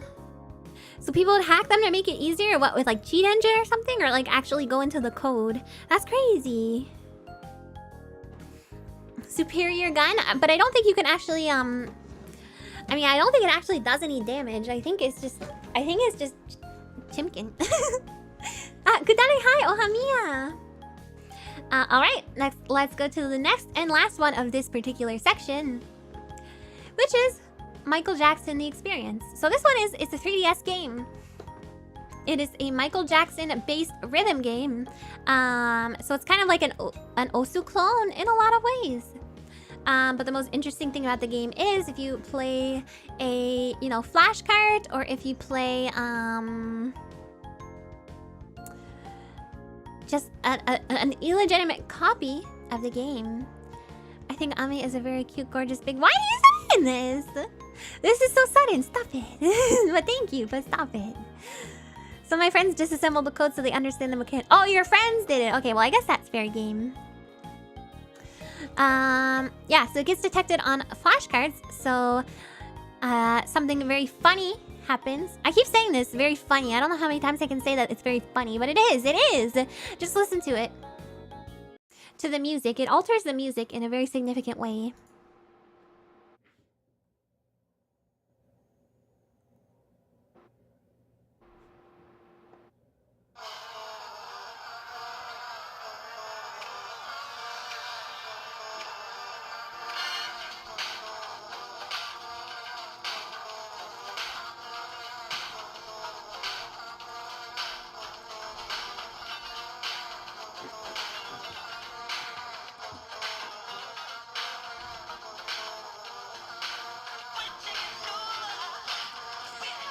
So they replaced the in-game music. I assume it was just made with like MIDI sounds or something, so they just had to replace the one instrument. Be careful with DMCA. I don't think that'll be a problem. It's played with vuvuzelas.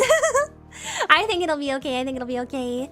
It sounds fine to you? No, it's replaced with vuvuzelas. Yeah, so this must have been back when vuvuzelas were still a meme. Exactly. Who said that?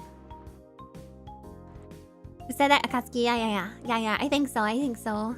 Because I remember when that was a thing. Everyone was obsessed with vuvuzelas. I don't remember why. Some kind of soccer thing. Vuvuzela is not that bad. I mean, it doesn't really work as an instrument, I think. Oh, the World Cup. Right. It was like a soccer thing. And that's it. That's all that would happen if you're playing a pirated version of the game. It kind of looked like the actual game wasn't working, like you couldn't play it. Like it didn't look like he was doing anything. But I'm not sure. Don't mess with the Vuvuzela and Michael Jackson cover channels on YouTube. They're vicious. Wait, really? Does that really exist? I mean, I wouldn't be surprised, but I think it's just a joke about DMCA, right? I have my doubts that the YouTube DMCA algorithm thingy is gonna pick this song up under all of the vuvuzelas, especially since it's like recorded from this guy's DS speaker, and I only listened to a couple seconds. I think we'll be fine. People aren't obsessed with vuvuzelas now? I don't think so. I feel like I haven't heard that in like 5 years before I was researching this. It made the World Cup unwatchable. Wait, was it really that loud? I never saw it. I don't watch I don't watch not hockey. I don't watch soccer, sports, anything. Mama. They're now banned in football stadiums. Dang, they were that annoying. I kind of want one now. So that was the last of the actual things that messed with the actual gameplay. I need a sip. I need to sit real bad.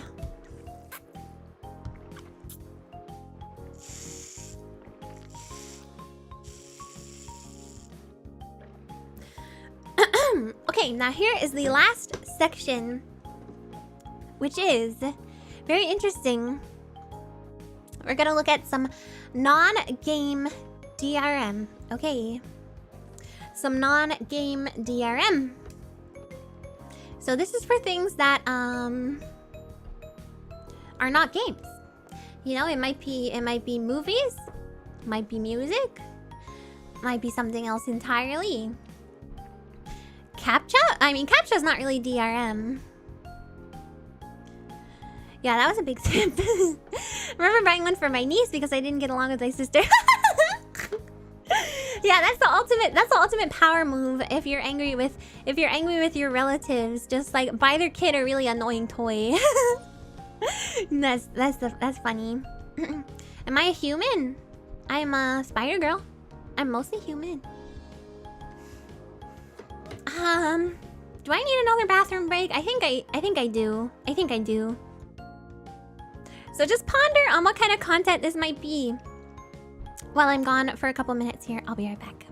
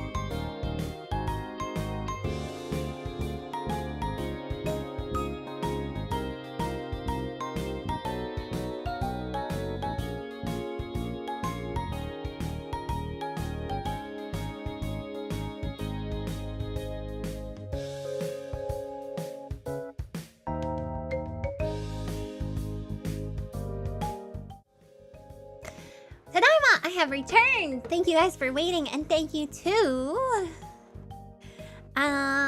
thank you John Zero for the blue super chat, and thank you Jojo for the 3 months. Crap.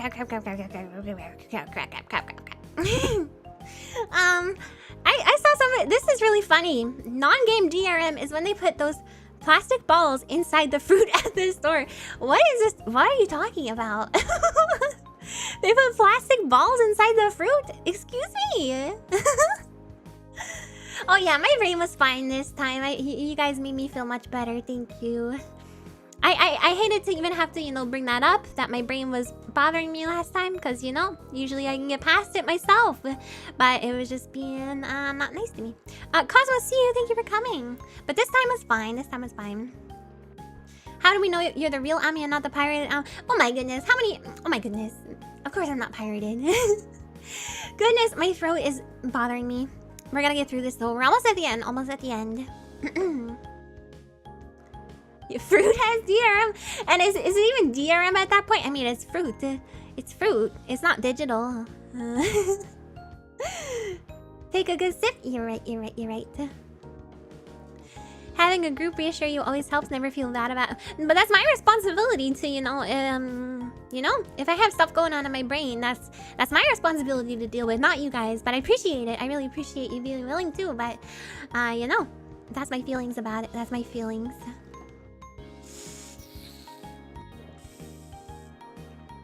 Oh yeah, grocery rights management, or you know, something like that. My strawberries were grown by a relative. They're DRM free, so you know that there's no plastic inside. That's good. Do virtual YouTubers not eat digital fruit? No, I eat regular fruit. If you take your meds, chat will disappear. Don't say that. You guys won't disappear, right? Ever. Don't disappear. My medicine bottle has DRM in the way. How did the lid needs to be pressed down to? Oh yeah. Well, that's not DRM, but you know. But I do. I mean, I understand why that's in place. But I do hate that. There's something wrong with your brain? No, when I was in the bathroom the first time earlier, my brain was just being not very kind to me because my brain was telling me that, you know, that I sound dumb when I'm talking about this stuff. But I know, it's just my brain being mean to me, you know, it's okay, it's okay. I love strawberry cheesecake, I do. I love cheesecake in general. Alright, let's take a look at the non-game DRM. So the first one is highly unusual. Highly unusual. This is a litter box. It's called the Cat Genie litter box, okay? So, how this works is... Well, first of all, let me say that intrusive thoughts, the sucker, we're keeping them at bay. Thank you. I can usually keep them at bay by myself, yeah. Yeah, I'm glad you could beat that funk. Thank you. I'm glad to. Thank you guys for helping. So, I just want to say that I hate cleaning litter boxes, as I'm sure everyone does. So this is a self-cleaning litter box that I'm sure it's, you know, it makes it a very, very good litter box, okay? It's a very high-end... No, it doesn't shut the cat! No, it doesn't trap the cat inside the box, no. No. It's a self-cleaning litter box, though, and the way it works is really crazy. So it sifts through the litter, and then it like, somehow cleans the litter, somehow. I don't know how. But the litter boxes that I have for my cats, I have to... They have like a sifting, you know, a sifting mechanism. I can sift them, so I don't have to scoop them. But it's still really gross. It's still annoying. But let me explain this to you, okay? So, the Cat Genie is a device that is a self-cleaning litter box for cats, and you don't need to replace the litter. It cleans the litter. So it's like a flush toilet for cats. But the litter box uses soap cartridges, and these soap cartridges have an RFID reader. So when they have to be replaced, it can detect that you are using a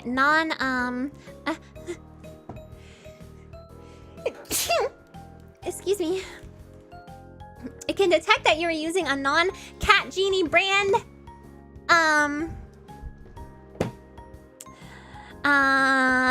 soap thingy. Soap cartridge. Thank you for the bless use. Sorry, that one was loud and probably right in the mic. It caught me off guard. So you can't refill these yourself with your own soap. You have to use their DRM protected soap, okay? Stop! Why don't say thank you? You have to use their DRM protected soap. So they force you. It's exactly like the printer cartridges, but a certain company has released firmware for the box called the Cartridge Genius. It's a drop-in replacement for the cartridge tag reader in the litter box, and it simulates the RFID tag and its reader, so you can use any kind of soap you want. It allows you to set the fill level of the cartridges. You can do anything. They cracked it. They cracked the litter box. The absolute state of DRM. I know. RFID is not a cheap technology. It's mind-boggling they went this far for Monopoly DRM. You know what? This is a very expensive litter box, so I think they put the entirety of that price on the consumer, to be honest. Speaking of printer cartridge DRM, Canon had to publish instructions on how to circumvent their DRM. Yes, I have some information on this in a little bit because there's chip shortages. Yeah, we're actually going to talk about printers too. So previously, the person who made this technology was spending $350 a year on these cartridges, to clean the box. Yeah, it is a really cute cat. But with the Cartridge Genius, you no longer have to do that. So they cracked the litter box. Good job, guys. Which I'm in high support of. I think like proprietary stuff like that is you know, not great. Which brings me to the next thing. Printers. It's a printer conspiracy. Printers are evil. We all know this. We all know this. Everybody knows by this point that printers, specifically inkjet printers, are a complete scam. Okay. Okay. There is a myriad of problems. You get paper jams. The ink cartridges will mysteriously no longer work after a certain amount of time. You know, the ink is more expensive than the freaking printer itself. In some cases. I bought like a $50 printer. And ink is like $80 to replace the ink. It's crazy. It's crazy. It's cheaper to just buy a new printer, which includes ink. And then the printer will refuse to print black and white documents if you're out of colored ink, which doesn't make any sense. Why would I need colored ink to print black and white documents? God, my nose is all stuffed now. I'm sorry if you guys can hear that. My congestion. And then it'll print out a bunch of test pages, which still use the colored ink. And it's like, if you're out of colored ink, then how are you printing all these test pages? Right? So I don't like printers. So what I finally did is I got myself a LaserJet printer. And my LaserJet printer uses toner cartridges. It's 1,000 times better. I printed a ton of stuff. I only have I'm still using the cartridge that came with the printer. Okay, I've had it for over a year at this point, and it's still going strong. I can still print stuff perfectly fine. It's amazing. I highly recommend. But the most devious printer sales tactic is the locking out of third-party printer cartridges and also HP's Instant Ink program. Do you guys know about this Instant Ink program? You thought they use lasers? They use lasers and toner. Yeah. There's a printer company that made their printers use the color cartridge to enhance the blacks and got slapped with a fat lawsuit. A lot of them do that. But they don't actually do that. That's the thing. I live near a FedEx office, so no need to worry about that. Wait, so you can print stuff there? Is that what you mean? They use the laser to burn ink powder onto the sheet. Exactly. Okay, so let's talk about this Instant Ink program, shall we? So HP has an Instant Ink program, which they will. So your printer has to be constantly connected to the internet. Okay, we have always online DRM for printers. This is always online DRM for printers. Okay, this is the state of the world that we're in. Why am I so knowledgeable about printers? Because I hate printers. Except the one I have now. I love the one I have now. So this Instant Ink program, if you sign up for it, it reads your ink levels. It sends that information to HP. And then they will send you a new ink cartridge through the mail when you're close to being out of ink. So you would think this would be cool. You would think this would be cool and convenient. But guess what? Oh, and it's subscription based, so you'll have to pay a flat fee a month. Okay, so you would think it would be cool, but guess what? When the billing cycle ends, if you don't renew the service, your printer, which is always online and knows your subscription ended, locks out the ink. You can no longer use the ink they sent you. Even though you have the physical cartridge, it will stop working. It will stop working once the billing period ends. Yeah. It's watching you because it's always online. And you have to send the cartridge back to HP. They do provide the posting and packaging for that, for you to send it back to them, but I would not be going through that trouble. Yes, they made the printing experience even worse. Yeah. And since it requires an internet connection, they monitor your ink levels so they know when to send you more. But they describe in their terms of service that this is for them to be able to remotely disable the ink cartridges if you cancel. Continued. I have another slide on this. Hold on. With more notes. So, they have this to make sure, well, Canon, a different company, Canon, They have their own DRM to make sure that you won't use ink other than Canon ink in your printers. Okay. I'm very passionate about this. I'm very passionate about this. So you can't use third-party ink. You can only use their special ink. And how they achieve this is with an authentication chip. There's a chip inside of the ink to verify whether it's official Canon ink cartridge or not. But with the vid, you know, with the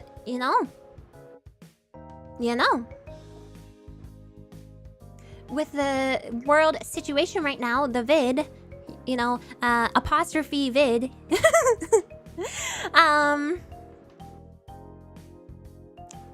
chips are no longer as readily available. So there's a chip shortage.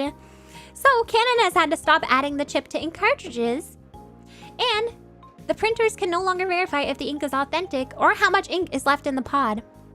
So some users would put one of these cartridges into the printer and the machine tells them the ink is fraudulent. But Canon shared a way to get around this, which is... You want to know the way to get around? The way to get around. You have to close the dialog window that pops up. And then the printer will work like normal. The printer will work like normal and continue printing. Buy HP? No, HP does the same thing. HP, you can only use HP ink. In some cases, it says you have to take the ink cartridge out and you have to put it back in. And then if it says the printer is out of ink, you should still be able to use it. So Canon has played themselves here because they have had to reveal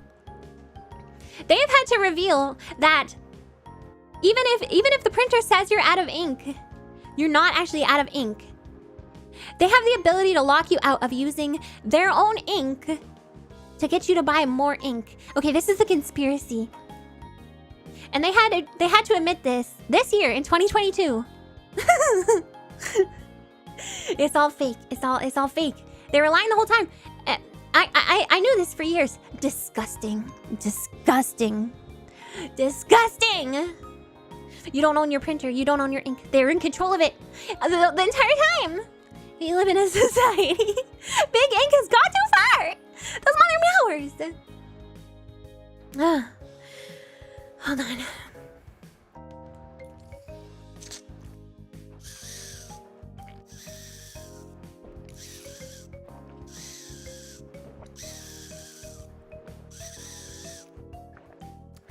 I have to breathe.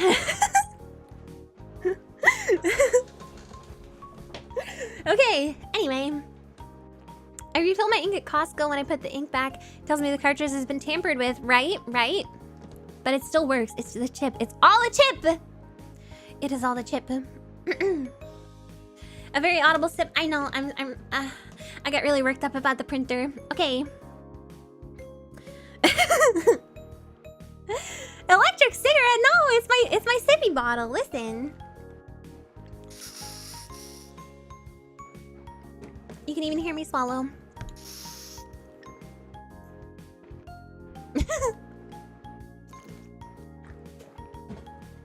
It's my sippy water bottle. Printer ink is legit one of the most expensive liquids on the planet. It must be the most expensive. It must be.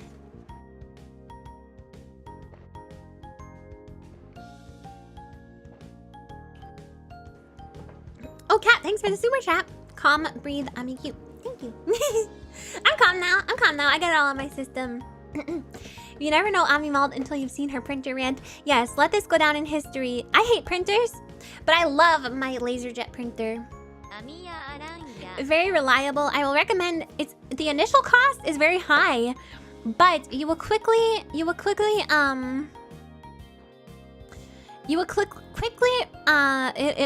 for itself very, very quickly.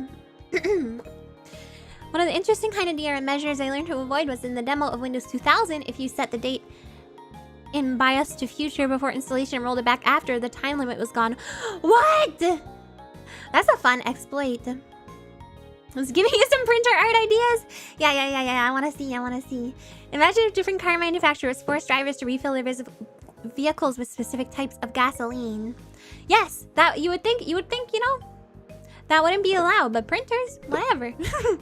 Anyway, let's go to the next one. Excuse me. This is called FlexPlay. Has anyone ever heard of FlexPlay? That's all nice and good, but does anyone know how to get more wild tangent coins for free? What the heck is that? I want to play more Polar. What are you talking about? My mom was a graphic designer, so we had a laserjet printer when I was a kid. It's really good. It only prints in black and white, but it's really good. It decomposes.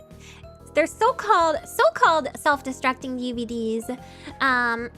So this is discontinued. It's DVD optical video disc format, and the playback was limited by time to 48 hours. So they were described as self-destructing, but obviously they don't actually explode. Just the material on the back of the disc oxidizes and turns darker, so that the disc is no longer able to be read, and then you just throw it away. Well, they actually figured out. They implemented a disc recycle. They partnered with some company to do a disc recycling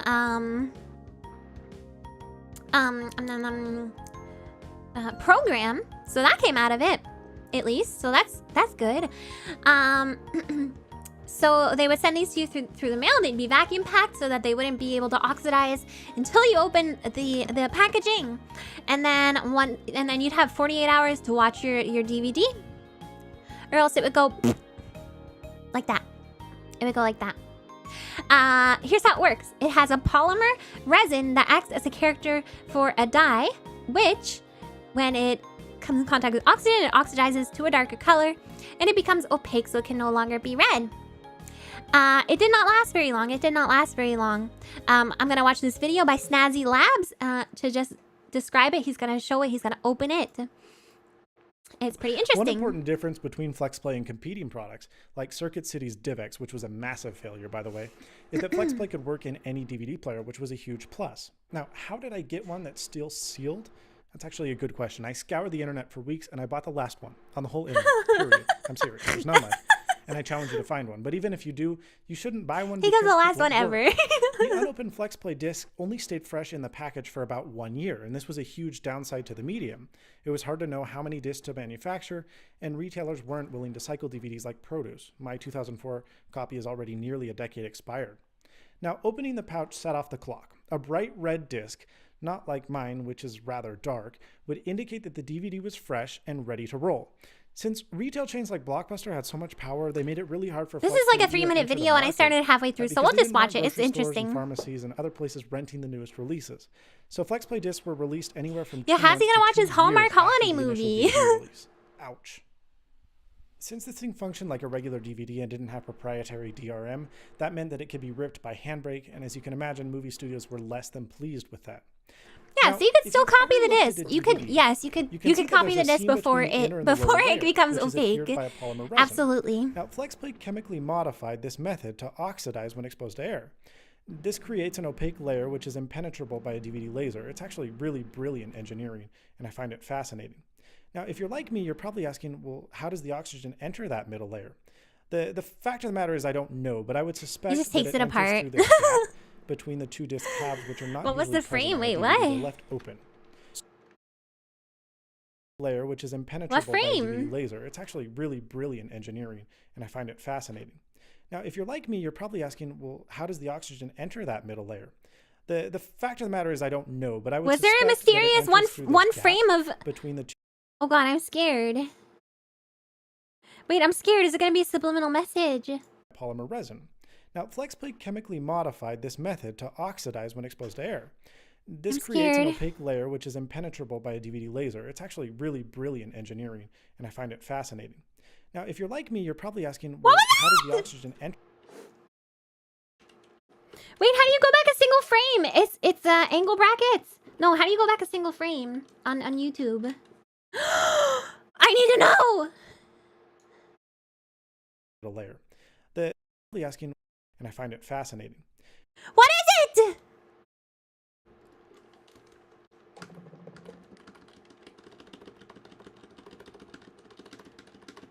We must figure this out! Oh! Oh no, it wasn't here. Where is it? Where the heck is it then? Back further. We have to figure this out. We have to figure this out. It's between these parts, maybe?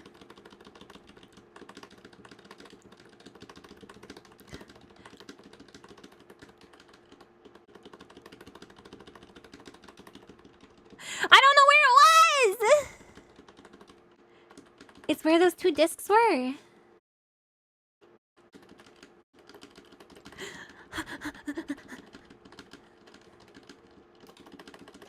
We must figure it out. We must figure out the mystery! Around 2:36? Okay.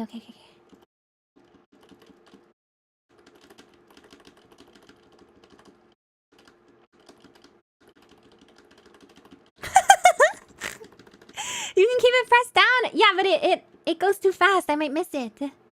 And then it starts to buffer.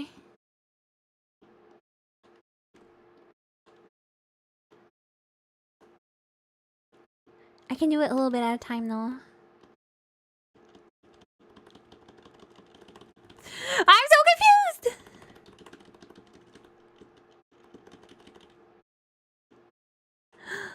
I must figure out the mystery. I'm so committed to this right now. Where is it? The second it says 2:37.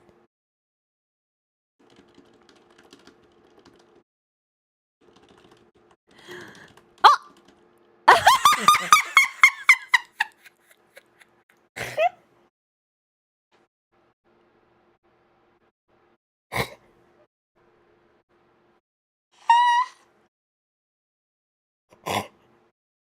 Why did he do this?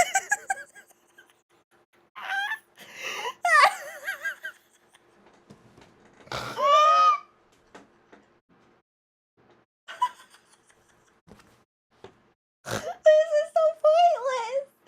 I can't believe I thought I was gonna discover some ancient freaking secret.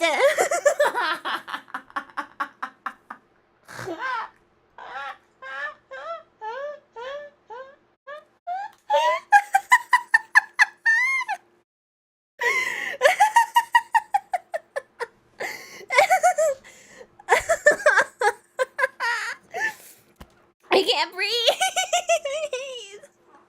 Look at his face.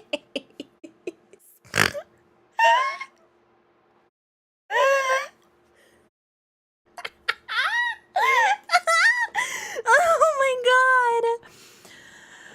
Oh my god. He's doing a pog face. I'm not okay. I'm not Daijobu. I am Daijobun. Oh my god.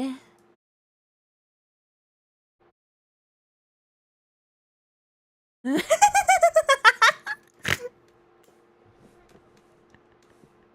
that's funny. Anyway.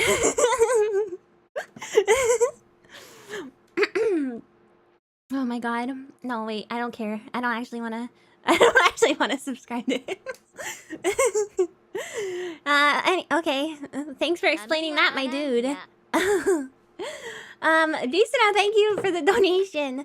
What signals is he sending with those nipples? I don't know. Yeah, we're talking about DRM right now, okay. Thank you guys for pointing that out to me. I would have totally missed it. That's funny. Ugh. Okay, and the last one.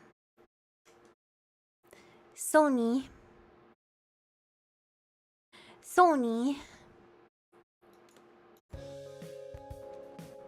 Okay, so here's how this worked. Oh my god.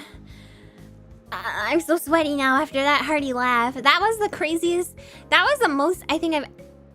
That was the hardest I think I ever laughed. On stream.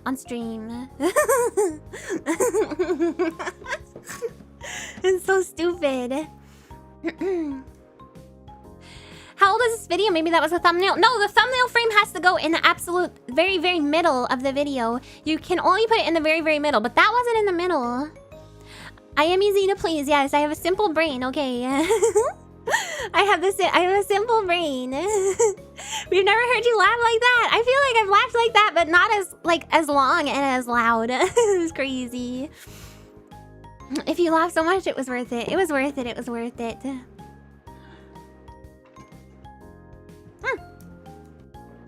Oh no, I spilled my beverage! Oh no!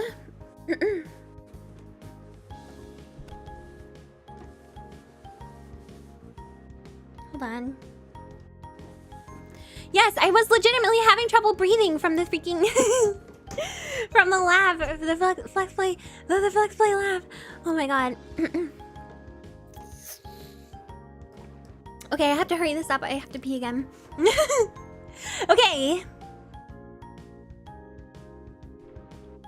Okay. The Sony BMG root kit. Okay. So here's what happened.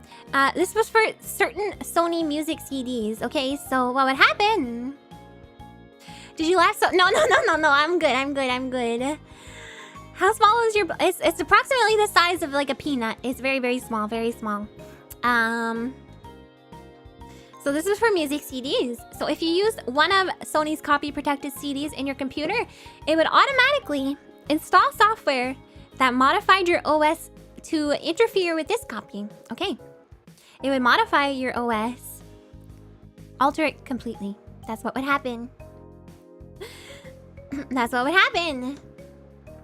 And apparently it also creates security holes that can be exploited by malicious software. Like viruses, you know. Isn't that illegal? I think it's probably illegal now because of this. This was back in 2005. It constantly runs in the background. It excessively uses system resources. It slows down your computer. Regardless of whether a protected CD is playing or not, it constantly runs. It has unsafe procedures to start and stop, which leads to system crashes. And it's installed in such a way that if you're not an expert and you attempt to uninstall it, the operating system might no longer be able to recognize the existing drives. Yes, it's just a virus. It's just a virus. It also masks the existence of the software, which is literally it's just a rootkit. It's just a rootkit. It's literally a virus. Literally a virus. So Sony BMG initially, they said that the rootkits were not harmful. Then they released an uninstaller.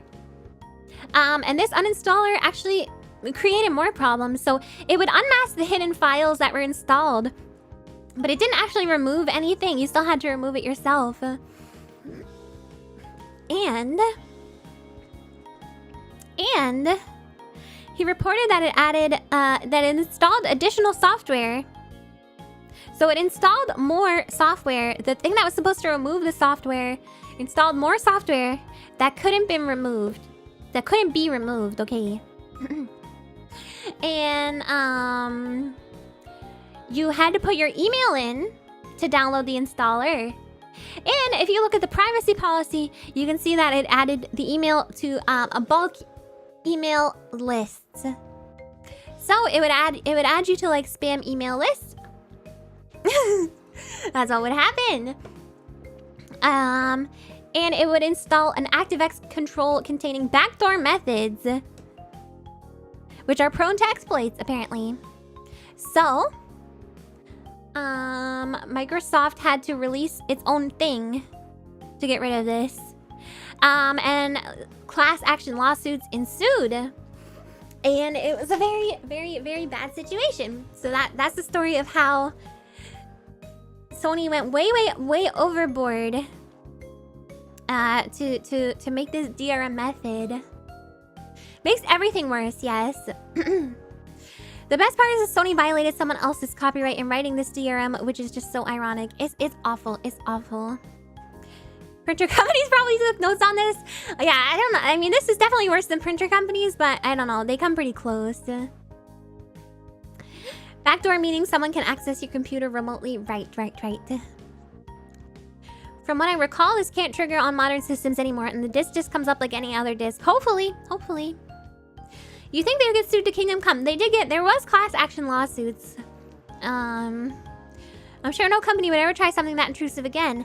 Now to play some, wait, Valorant! I don't know anything about the Valorant DRM.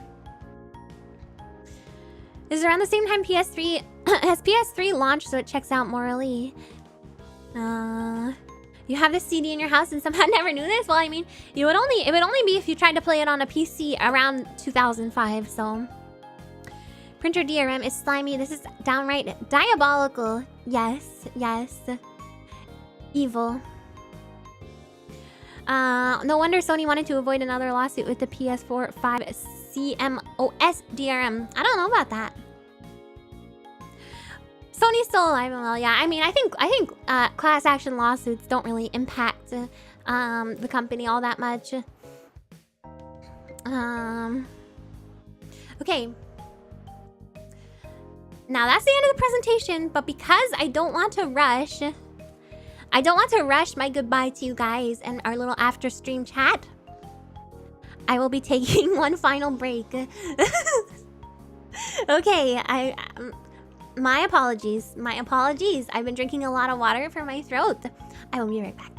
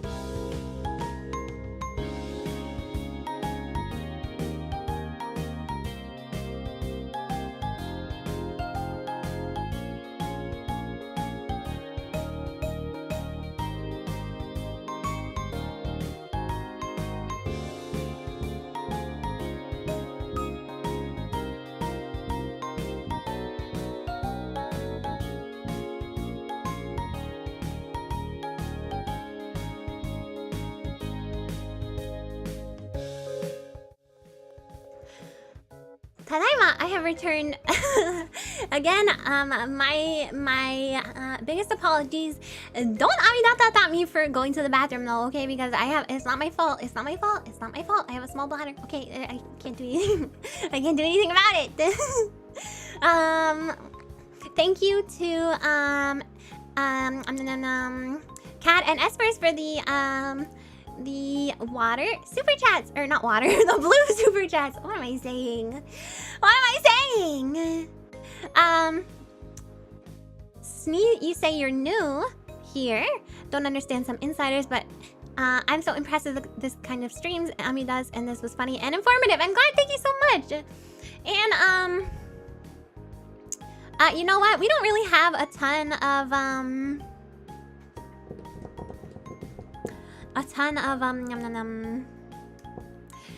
I mean, we have some inside jokes, but they're pretty surface level. Like, one of them is that instead of spider legs, I have crab legs. People call me a crab. The other one is that, you know, buckles live in my freezer.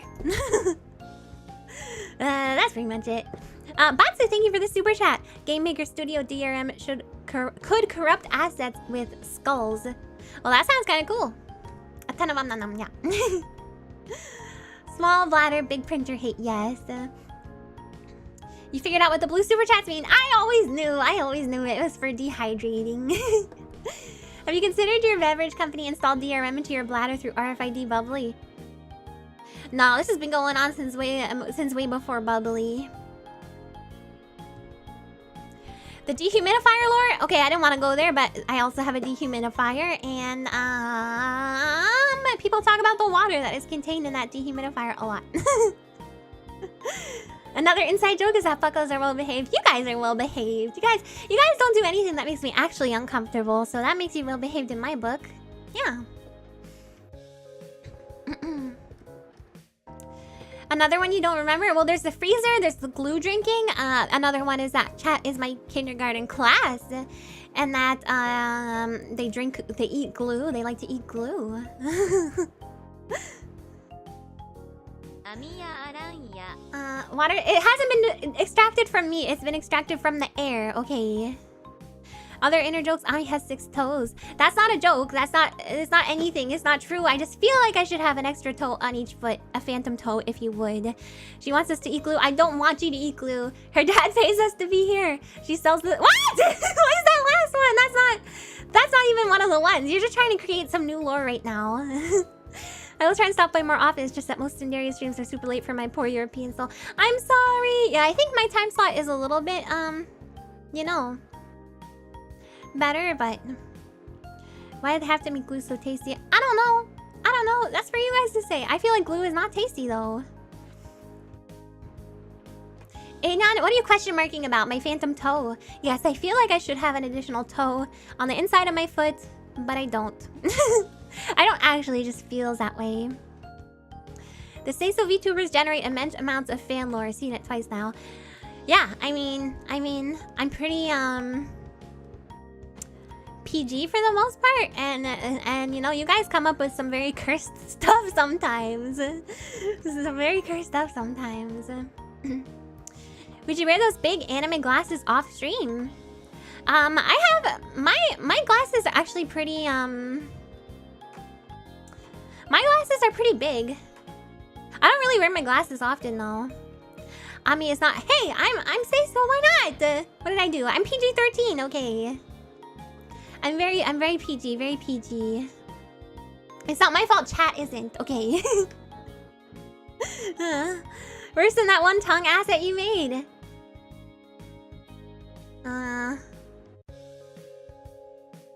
Wait, what is what worse than the one tongue? I didn't make the tongue acid, I just found it, okay. I just found it. Chat is never Say So, yeah. I didn't even know what the word Say So meant until I started streaming. I never even heard of it. Some other fun bits of copy protection. Macrovision, which would make VHS tapes blurry. Keurig stopping the machine from working fuse. Oh, Keurig! I experienced that myself! Yeah, I don't like that. How do they know? How do they know it was the third-party cartridge, you know? You were into idols and New Japanese and didn't know? No, I had never... That had never crossed my vernacular once. You're PG-13 like those tongue-in-cheek jokes for parents that get put into children's shows. Yeah, exactly.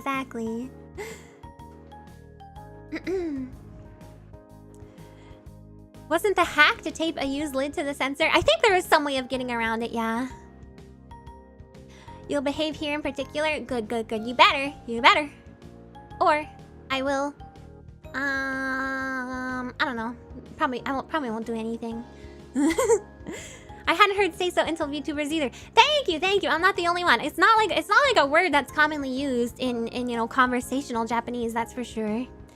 And my friends did teach me a lot of weird stuff, but I never learned that one.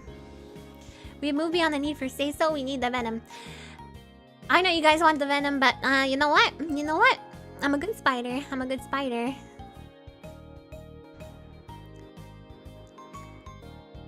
Mama, Ami can comment on 6 of us at a time. I don't think I have the capability of commenting anybody. Idol culture, but it had never... Listen, I've been a fan of idols for specifically Hello Project for many, many years, and even through all of that, you guys know I'm very passionate, and I'm very I know a lot of, like, I have a lot of knowledge about idols. My brain is like a Hello Project encyclopedia, but I had never heard of that word in that context either. So, I don't know. Country Vision VCRs had a type of tape you couldn't rewind yourself that they sold movies on. Oh, so you had to bring it back. Oh, that's interesting. A special rewinder. You should get a dark Ami model for when you want to... I don't want to be evil, though. I don't think so.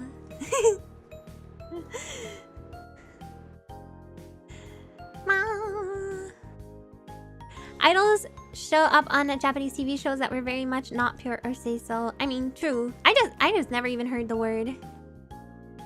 Thank you for sharing their songs occasionally. Of course, of course. Just another bug in the simulation. The say-so variable came back as NAN. I feel like I'm this close, you know, very, very close to understanding that joke. My poison would make you trip? No, it would probably make you, I don't know. I don't know what it would do. I don't know. I'll have to think about that. That feels like an important part of my lore, you know? It's more prominent in the VTuber idol scene rather than the regular idol scene. That's kind of what I assumed. As a Morning Musume Woda, I haven't heard of Say So until VTubers happen. Thank you. Yeah, I thought that would be the case for most people who are into, you know, Hello Project.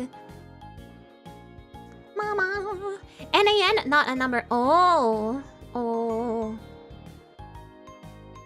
There's the numerous there's the numerous cable scramblers from companies like On TV and American. Oh, the latter, of course, being Yabai. Yeah. It makes you fall in love? I don't think so. I don't think so. It might just make you have good dreams, you know. Kat, thank you very much for the donation. Oh, and I must admit, I think I missed this one while I was in the restroom, probably. My apologies.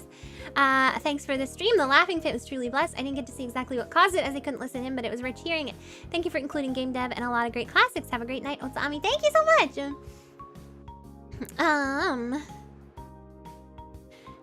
Thank you for today's stream presentation. Really looked like you put a lot of work into it and covered all kinds of DRM. I really flexed my brain for this one. I didn't get a wrinkle, but I really did study. Ami is less a part of idol culture and more a part of wrestling culture with how often she brings up the fact that she is a genetic freak. Well, you know, I am a genetic freak. Good dreams in which you fall in love with Ami. Well, no, you guys are supposed to just get good dreams anyway. It's not supposed to be the venom. Got the impression that you've been low-key studying this stuff for years. I mean, some of it I've come across like incidentally. Which, you know, it might just be like subconsciously in my brain, but I didn't start seriously studying about it until recently. Have you selected some songs for the Boomer Karaoke or not yet? I've selected some, yeah. Submissions for that are closed, by the way, so I'm not gonna be taking any more. Because I have to have time to learn them. But I got a lot of great suggestions. I'm really excited. You get those dreams without the venom? Yeah, that's the idea. There shouldn't need to be any venom. Dreams show up and you wake up and go went back to sleep, which is why going to bed early is important. If you want to remember your dreams, I don't know. I have some scary dreams a lot of times. Any DRM plan for your website? Yeah, if you try and copy my website, I'm gonna implement something that's gonna make all your atoms explode. Yeah.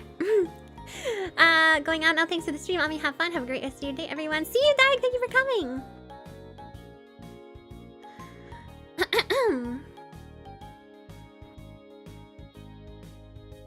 Do we dream with aliens? I mean, I definitely do.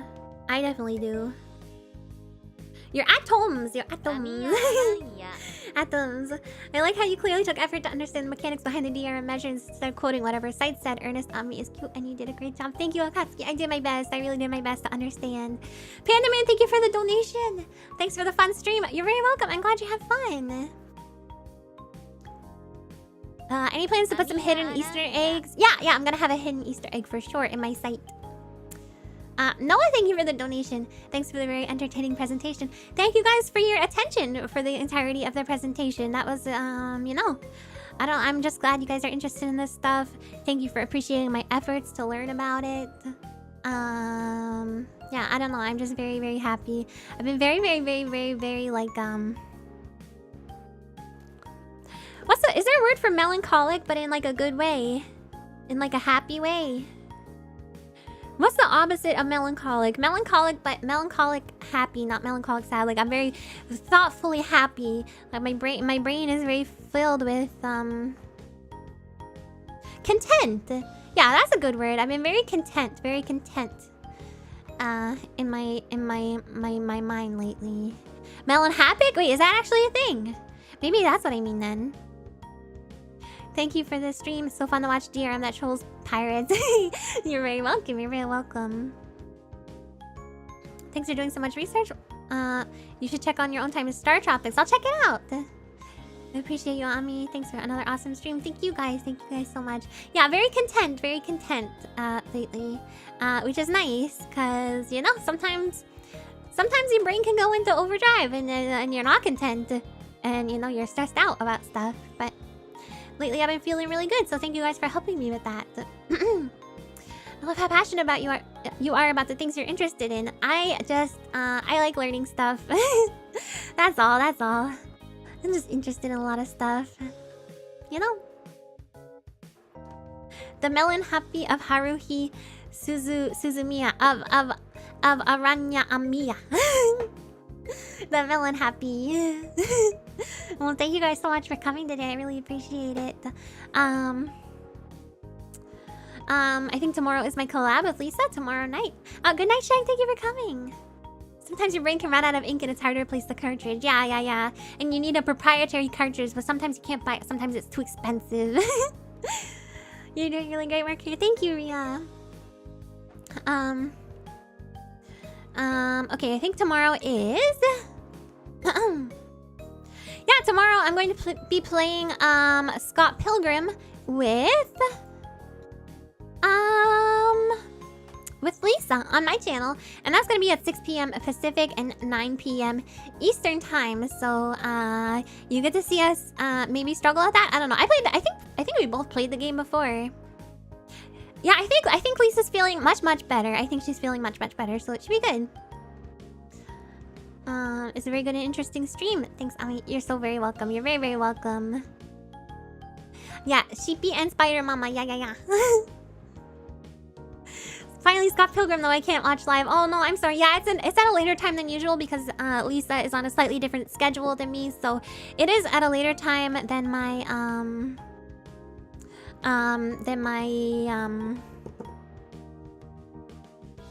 regular streams, just so we can do it together. Yes, the Lisa who's streaming in an hour, and she's streaming on YouTube, so please make sure you go check her out. Welcome her back. I think she was actually streaming yesterday too, but make sure you guys give her a warm welcome. You'll watch the archive. Okay. Always love these streams. They're so awesome and fun. Thank you. I'm happy. I'm glad you think so. Raid? I don't actually think I have the ability to raid turn on. I don't know how it works. I need to look into that because I need to be able to raid people. And people probably want to be able to raid me, but I have it turned off at the moment. The Buckos always pack in for the presentation streams.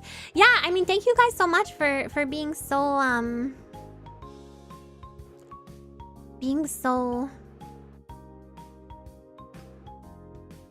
interested, I guess. I mean, I used to do these types of presentations a lot when I first started VTubing, and they weren't as popular, so I'm happy that people are interested. It's been a while and you haven't done that yet. I'm very anxious to do it. I don't know why. I don't know anything about I don't know anything about it. In fact, reading is one of the reasons why I prefer not to stream on Twitch. But yes, Lisa will be streaming soon, so if you want to go check her out shortly, please do that.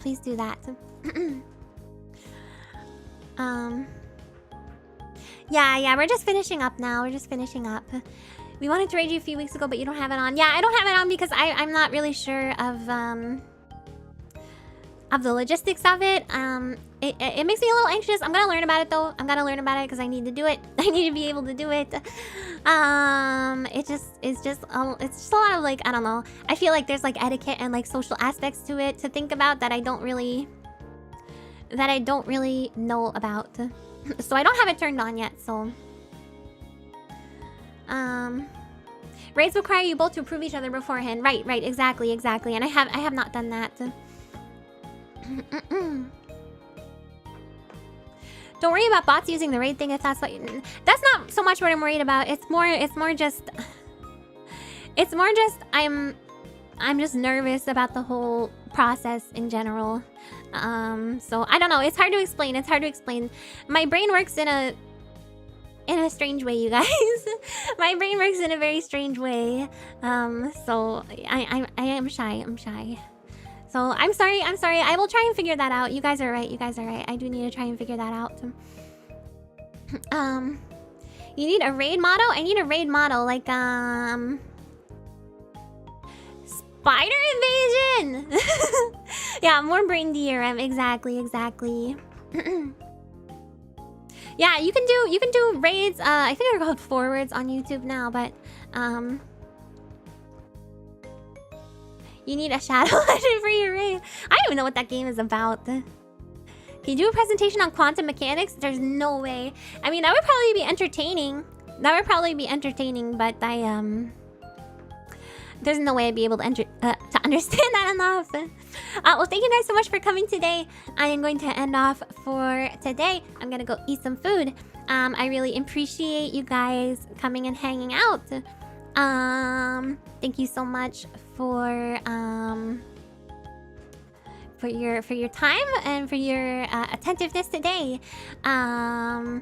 Thank you to all my regulars and irregulars, and if you were here for the first time because you're interested in this type of content, I really appreciate you checking me out. I do this type of stuff a lot, so please consider tuning in the future if you're interested. Thank you to everyone who chats and everyone who lurks, and thank you to everyone who watches the VODs and comments on the VODs, and thank you to my Dreamweavers, Buckles, and my mods, and everyone who donated today. I really appreciate you guys' support. It means a lot to me.